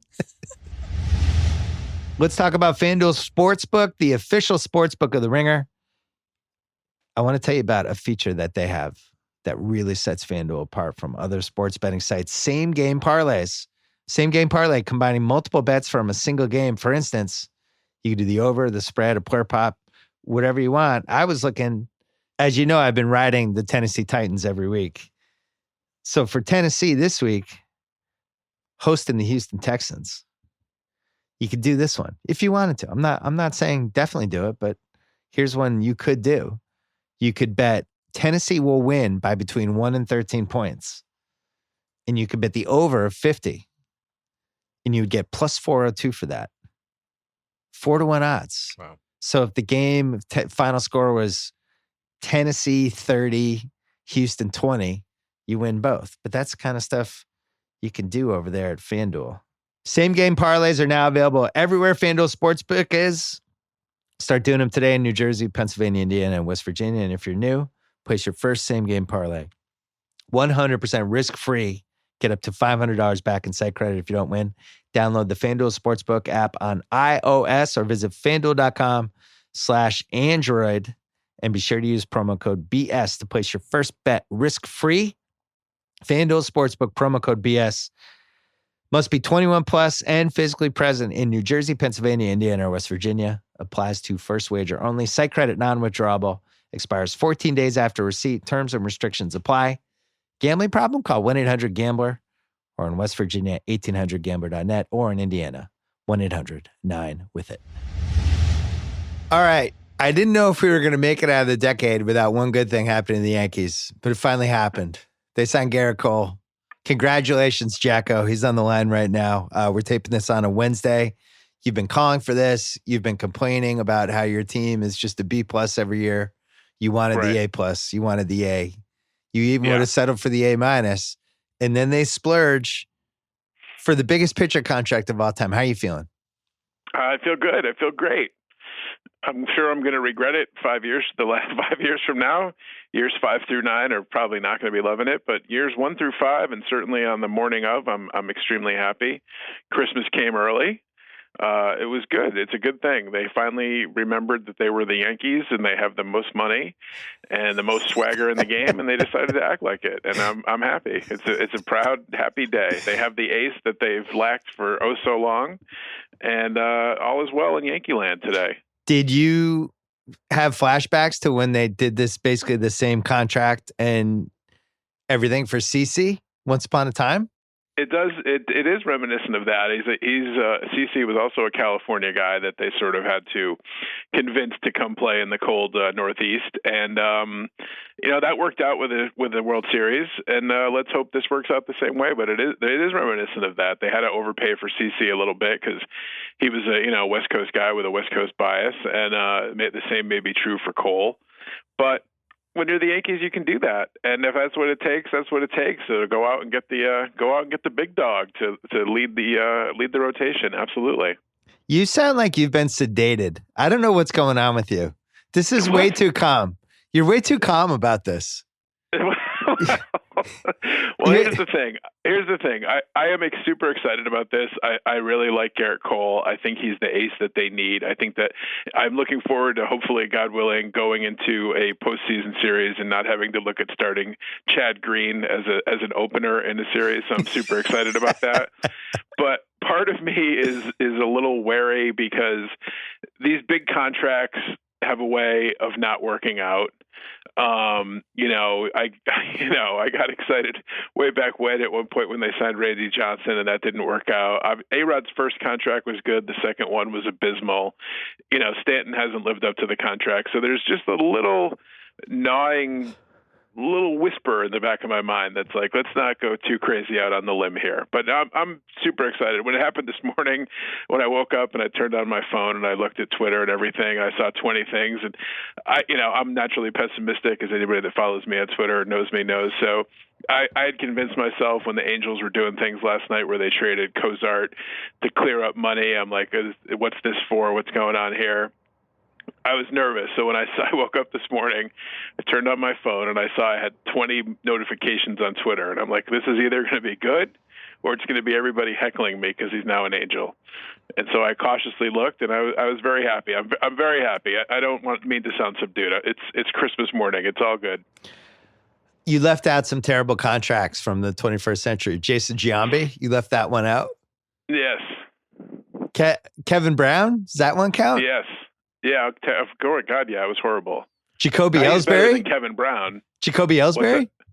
Well, yes. That one I knew was a disaster from day one. And I screamed from the heavens they never should have signed Ellsbury. The minute he put the ink on the paper, I was screaming and wailing about that. Well, everybody knew that. Obviously, my goal here is to make you feel worse about this by the end of the phone call. Of course, so, but that's not really going to happen. One of my favorite Twitter accounts, at Red Sox Stats, who I think they just should have hired as the Red Sox GM. He just put side-by-side stats of David Price, his career stats when he signed that huge contract with the Red Sox, and then Cole's career stats when he signed the huge contract for $100 million more with the Yankees yesterday. And they're very similar, Johnny. Mm-hmm. Very, very similar. In fact, so similar, I'm not even sure which guy is which. But one of them went. He's not the delicate little head case that David Price is, though. He has shown. Plus, I don't even know if he plays Fortnite, so I have no concerns in that regard that he's going to turn into David Price.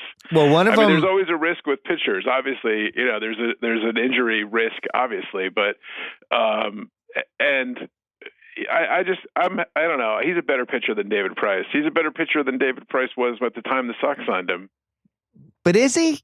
Because here's their career whip heading into those seasons. 113 and 113. They're the same whip. You paid $100 million more. You just for David Price 2.0. One guy went 94. Here's another big difference. Yeah. You know what another big difference is? The new Yankees pitching coach is a fellow Holy Cross Crusader. Yeah. With a double major in like philosophy and psychology. Are you telling me he's not going to be able to work some Jesuit magic on Gerrit Cole to make him even better than he is? David Price did not have access to the Jesuit Holy Cross magic that you and I are so enamored and familiar with. Yeah. So really, Matt Blake, a fellow Crusader working his magic with Gerrit Cole. I mean, the world is our oyster. It's a great week for that argument when our basketball team lost to UMass Amherst, a Div 3 school. Or UMass Boston? Yeah. Which UMass did we lose to? It wasn't even UMass Amherst. That would be respectable. Yeah, it was a Division 3 team. It was UMass Boston? Yeah. I believe so. We lost to a Division 3 team for the first time in 16 years. Yeah. Great job, guys. Way to keep that program going. I think they're like 1-7 now, too. So. No, it's worse. They're 1-9. Oh, so I missed a couple of losses. Hey, which out of the two, which one do you think was 94 and 52 heading into the new contract, and which one was 104 and 56 between Price and Cole? Because I don't really know the answer. Which one had the ERA plus of 127 or the ERA plus of 126? Hard to say, but those seem pretty damn close to me. But your guy, this is amazing to me that you're using your own guy's stats to downgrade the Yankees signing. Your number that's two what I'm doing. Starter. Yes, your number 2 starter. That World you're Series throwing hero. Under the bus. Right. Well, that's just it. He won a World Series. You wouldn't trade that. You wouldn't get rid of that contract. He won you a World Series. He was a key cog in the 2018 World Series championship. Not only would I get rid of that contract, I think it's being offered to everyone in the league right now. All 29 teams now can have it it. is, but weren't you the guy? Weren't you like the last guy buying David Price stock? Don't you have like a lot of stock certificates in David Price? Weren't you the guy saying, "Give me all the David Price stock"? It's and not. Now you're trying to dump it like it's October 1929 on Wall Street. It's not my feelings about David Price. It's your feelings about David Price. Somebody you have mocked and maligned for the last 4 years. But he's not David. Yeah, because that's David Price. Plus the Yankees, your arguably biggest rival, have owned Price his whole career. They owned him in Tampa Bay, and they own him as a Red Sox. So I've always enjoyed playing against David Price from a Yankee fan perspective. Gerrit Cole, while his numbers, I think, he has a semi-lofty ERA at Fenway. I saw it's like 3.94. It's not David Price levels of ownership by the Red Sox versus your biggest rival. Well, he's not David Price. He's better than David Price. He's better than David Price was when David Price signed that contract. Much better. You keep telling yourself I don't care what Johnny. The numbers show, which are skewed from when he started out in Pittsburgh. I'm talking about what he's done lately in Houston, where he's been one of the two best pitchers in the American League. What are his stats going to look like when people aren't hitting trash cans on the side of the dugout as he's getting an edge? That is a legitimate concern because I'm sure whatever dark arts they used, I'm sure they had it for pitching too with pine tar or whatever. But he's learned the nefarious lessons, and he'll bring those with him, I'm sure, even without somebody there to whisper in his ear. Gerrit Cole's last 2 years in Pittsburgh: 7-10, 12-12. That's a lousy team. No interest. He's young. He's turned it around. And no trash cans and video surveillance either. The Astros are like, whatever America thinks of the Patriots, the Astros are like the 10.0 version. Really are. They're like That's Russia and Ukraine. The Patriots are just like a hacker. Let's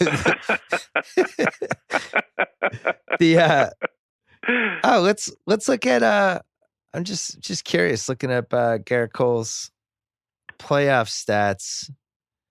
Oh no, I don't see a World Series trophy for him. So he can't win it by himself. He's in the World Series last year. They lost. Right. So he'll fit in. The only time he's been in there. In that respect, he'll fit in with everyone else on your team because nobody on your team has won a World Series, right? Brett Gardner? Did he win a World Series? Brett Gardner has a World Series ring. He does. Yeah. So that's good. He can show Gerrit Cole the ring, I guess. Well, I mean, yeah, it's true. The Yankees have not been in the World Series in 10 years, but we know that twice now that they've been sent out of the postseason because of the criminal acts of the Houston Astros. That is true. We both have that one. You can't compete against criminals. And then they lost in 2018 to the Red Sox. And we know that your manager was knee deep in the criminality and was really one of the main conspirators. So that has to come with an asterisk as well. So while technically true that the Yankees have not been to a World Series in 10 years, there's a lot of caveats with that. I think that's why we beat the Astros in 2018 because they knew Cora knew all of their surveillance tricks. Yeah. That's exactly right. They were like, shit, we have to beat these guys fair and square. They couldn't do it. Because, Cora knows our tricks. He knew where all the signals were, so that they couldn't pull that shit. That's George Springer's like, fuck, where's the trash can noise? I don't know if it's going to be a breaking ball here. Could somebody hit a trash can against the dugout?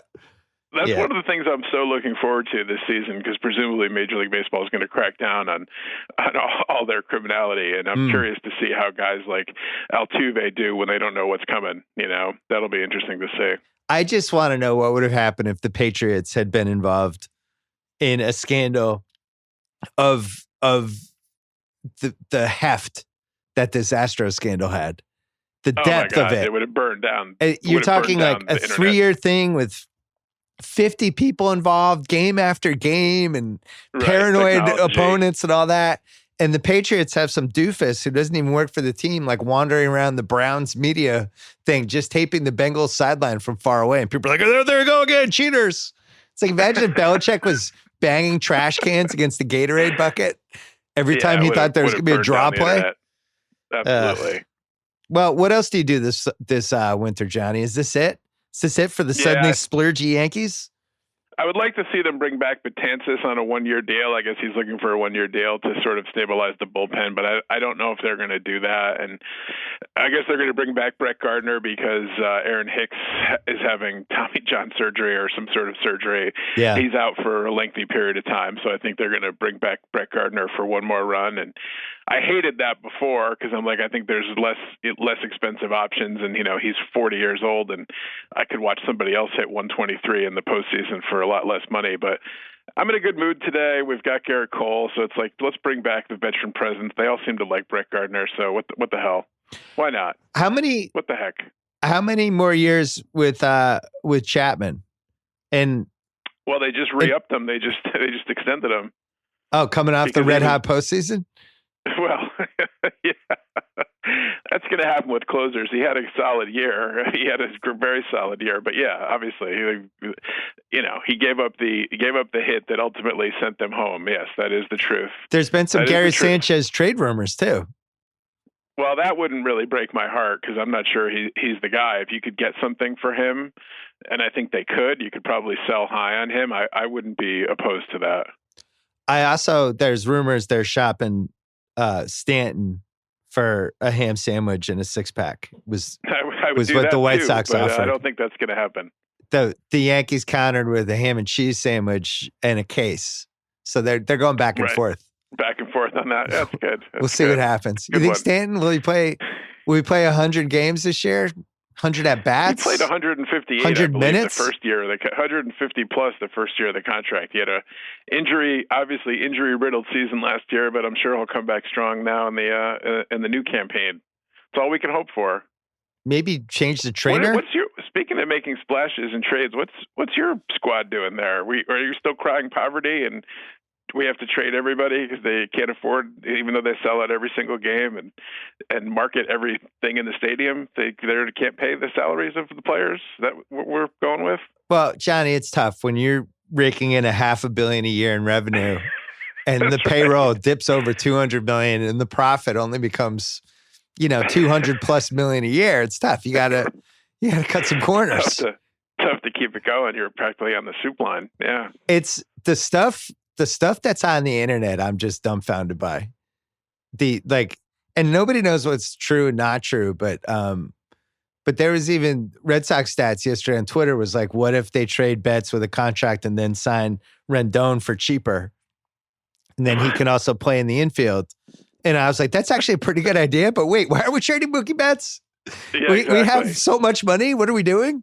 So my hope and dream is that Benintendi can be attached to a pitcher contract. Yeah, I saw that speculation online today. Because they've already been floating out. To get rid of Price, you take Price and his salary, but you get Benintendi as well. Yeah, and they're already kind of floating out this stuff about he put on too much weight last year. He was too strong. It hurt his speed. Here we go. He's got to get back to being special. Yeah, he's got to be back to being the athlete.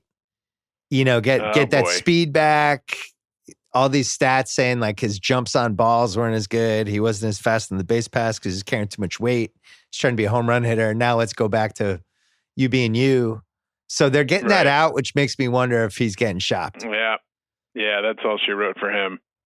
Well, but the thing is, he wasn't very good last year, so that's not a very enticing thing. But on the other hand, like, I do think somebody like Price, if it's 3 years for like $92 million, whatever he's got left, versus, what's left on the market. And if you don't want to spend $300+ million on somebody, but if you're the Angels and you have money to spend, we get Price. He's a World Series hero. We need somebody who can throw 200 innings. Pressure market. Yeah, it's a shorter commitment. I think they're going to be able to move him without attaching anybody to the contract. Maybe they'll end up paying some of it, but that's it. A lot of money though. You're not going to give up that whole. Nobody's taking on that whole contract. But maybe we pay $30 million of it. But if I was the Angels and I could get Price and they pay $30 million and I have him for $20 million a year for 3 years, like I actually think that's a pretty good deal because he's going to pitch.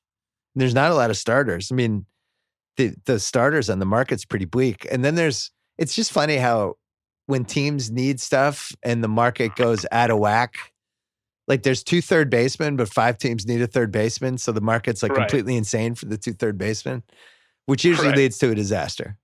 I mean, that's why it was a perfect storm for Cole because the Yankees were in the market for a starter. And once Strasburg signed, and he was a bigger name even than Strasburg because he's younger and less injury prone, knock on wood. But it was a perfect storm for him to get the Yankees involved and get West Coast teams involved. Like Boris had to be like, oh yes, Boris. oh, yes. This is working out perfectly. So that was good for him. Perfect timing. Boris is definitely the hit or miss agent of our lifetime, because he'll have some other ones where it just is the opposite of how everybody thought it could go, to a point that it's pretty embarrassing. And then he'll have these ones like Cole, when he just plays it perfectly and he's got the three bidders. There's desperation on all sides. The Angels seem like they've lost their minds. They paid $350 million to buy the Angels Stadium and all the surrounding area for it. And it's honestly one of the most depressing places to go to a baseball game, because it's just like acres of parking lots that they don't do anything with. He wants to change that. That's what I've heard, is that he didn't buy it. Now he's going to develop it and have like a whole area, basically like sort of what the Patriots did around Gillette, where they have like a whole city that built up around the stadium. And he wants to, sort of inaugurate that with a big splash. That's why they thought they were going to throw the bank at Cole or at Rendon and try to put people with Trout to gain some interest and build a contender. I mean, that was what he kept saying. That's what made me nervous from a Yankee perspective. Yeah, but here's the thing. Maybe he would just write crazy checks. They already have Trout to be the face of whatever the fuck they're going to do there. And also, like, when you have the whole development around Fenway, that makes a ton of sense. It's downtown Boston. People have immediate access to it. They can hop in a cab, go down there, or whatever. Same thing like if the Mets did that with Shea Stadium, where now people could beat the traffic and go at like 3:30, 4 o'clock, have some drinks, do the whole thing. Nobody wants to spend like more time in Anaheim. People are like, cool. Now I get 2.5 more hours in Anaheim. I'll go early. Spend some Anaheim time. I don't see it. As I've said many times, Anaheim is the Worcester, Massachusetts of the West Coast, and with a theme park. But I just don't see how that would be more enticing. The team that would be, if they did it, would be, I would be really intrigued how it went, is the Dodgers, because they have they're on that big hill. Mm-hmm. And if they put some fun stuff, because basically you're just going to Dodger Stadium and then you go in. There's nothing around there. There's nowhere to meet. If you meet somebody, you have to basically meet them right outside the stadium. I think that's the smartest thing the Red Sox owners did with Fenway, is turning that whole area into just 40 options when you go down there, Yeah, absolutely. No, that is good. That is a good thing. And you can like go in and come out on it's not Yawkey Way anymore, Jersey Street or whatever it's called now. You could go into bars. Yeah, we canceled Tom Yawkey. No, we can't call it that. God forbid. They're like, get that guy the fuck out of here. He said some stuff in 1938. Right. So, but that is a good thing around there, and there is no equivalent to anywhere around Yankee Stadium around there. I mean, I know they have like a Hard Rock thing built into the stadium, but it's not anywhere near the same. You're not going into those bars around Yankee Stadium generally. By the way, just to be clear, I think they should have canceled Tom Yawkey because he has a very complicated history. I just think it's funny when we cancel people who are dead and can't defend themselves. Tom Yawkey's somewhere right now like, what? Wait a minute. It's not called Yawkey Way anymore. I'm dead. Right. So now, Tom, sorry. You've been retroactively canceled even though you're dead. You don't know what's going on. Is there any other baseball subplot you're excited about? No, I'm curious to see what happens with the Astros. I'm curious to see what happens with Mookie Betts. You mean like talked about that. Like prison time for the Astros, or their actual offseason moves? I'd like to see them disbanded, actually, but I don't think that's going to happen. I actually think there's a roadmap to them moving into a different phase of this whole contending run, because they lose Cole in all those innings, and then Verlander is now hitting his late 30s. He's not getting any younger. Unless they can keep working their wink, wink magic, wink, wink with Verlander, I think it's tough to just count on that dude for 210 innings a year plus playoffs. And now there's rumors they might trade Correa because they may be sort of in a rebuilding mode, a retrenchment mode, because, I mean, this sign stealing thing is a big deal. Yeah. I know that's coming from a bitter Yankee fan, but that's an enormous advantage. And I've watched Zapruder like films on Twitter of where it's broken down. Who's your guy, John Boy? Yeah, John Boy, where it's blatantly obvious that they are banging on a garbage can to warn you that a breaking pitch is coming. Yeah, I mean that's an enormous advantage. And there's videos from their own World Series DVD where when Altuve is running through the tunnel up into the locker room, and you can see a guy standing, taking down a TV screen from their little nook where they would send next to a garbage can. I mean, that's outrageous that they had cameras on this.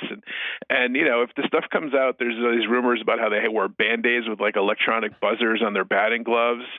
I mean, that's really egregious. It's outrageous. That's why George Springer seems so like lively and excited. He's being electrocuted by the buzzer in his batting glove. That's right. He's like, change it. Everybody has somebody on the bench. Don Zimmer used to be really good at it, and I guess Carlos Beltran is known as legendary at it. That he could pick up the signs, and it's one thing if you're yelling out fastball or you're signaling, but when you start to use technology and electronics to do this, that's well above and beyond the normal sort of gamesmanship. To out and out cheating, it's really outrageous. I agree. And I don't feel like anybody really cares because baseball is turning into a sport where we only care about our own teams.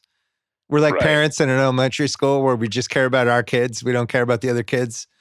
And it's the same thing with the Astros where it's like, yeah, if this was football where we care about all the teams, people would be losing their minds. Even forget the Patriots example. Imagine if just like the Rams had been doing this the last 3 years. This would be all we talked about every day. That Sean McVay, what's going to happen to his legacy? What about the coaching tree? Is he going to get fired? Should we go back and change the results to games? Like people would lose their minds. And with this, if it came out that there was an earpiece in the defensive team's helmets, and the coaches could say it's going to be a draw play to 83, that's a big deal. If you know what the play is, that's a big deal. Like people would go crazy about that. It's a big deal when you know what the pitch is coming. You don't have to you don't have to guess. That's a huge deal. That's a huge advantage for the hitter. It's outrageous, and they won a fucking World Series because of it. Yeah, like imagine if they had in hockey and they were saying the guy's helmet, the other guy's just going to skate around aimlessly. And then he's going to pass to somebody else. And then that guy's going to just circle around the net. And then he's going to stop and skate aimlessly the other way. LeBron's huge gonna pick advantage. the ball up at half court and walk into the key without dribbling. James Harden's going to stay at midcourt for 20 seconds, bagging the trash cans. Oh, they're running that play with James Harden again, where he does nothing for 20 seconds. All right, before we go, just very quickly, how are we feeling about the 2020 election? Well, I don't know. I mean, I'm not going to be shocked to see Trump win, I think, at this point. I mean, this impeachment thing does not really seem to be playing very well with the public. I mean, there's not like a, groundswell. People obviously don't really care for him, but there's not really like a groundswell of people are like, yeah, we've got to get rid of him. And the economy seems to be doing well. Unemployment is really low. And I mean, it looks like the Democrats are coalescing around Joe Biden, who's, arguably their strongest candidate in the Midwest, Pennsylvania, and states that they need to win. But, I'm not sure old Joe's got it in him. And when push comes to shove and you're like, well, if it's between two idiots, maybe we'll stick with the idiot we have. I don't know. I don't know what people are going to do. Trump is now minus 140. Yeah. He's a favorite. And what's even crazier is Mayor Pete is the third highest odds right now. Yeah, which is insanity. Never been anything other than a mayor. Yeah, of South Bend, Indiana. I mean, if you're the mayor of New York or Chicago or Los Angeles, you're arguably, Bloomberg, I guess, would make the case. Arguably, you're experienced enough to be the president. But I'm not sure being the mayor of South Bend, Indiana, is really like the natural springboard to be the president. It doesn't feel like people have fully. Of course, we have a game show host as the president now. So what do I know? Game show host. That's being kind. He's a little unique. It's being kind. That? Calling him a game show host is a compliment. Yeah. Yes. Yeah, it seems like we're going to hit 2020. The new year's going to happen. And then everybody's going to be like, oh, so this is everybody? Right. These are all this is it? This is who we settled on? And then it's complete panic's going to set in. And Trump will start doing the whole, they can't even find somebody to beat me. Are you kidding me? He'll start denigrating them as a whole group. Well, Bloomberg just got into the race because he's like, he doesn't think Warren and Sanders can win.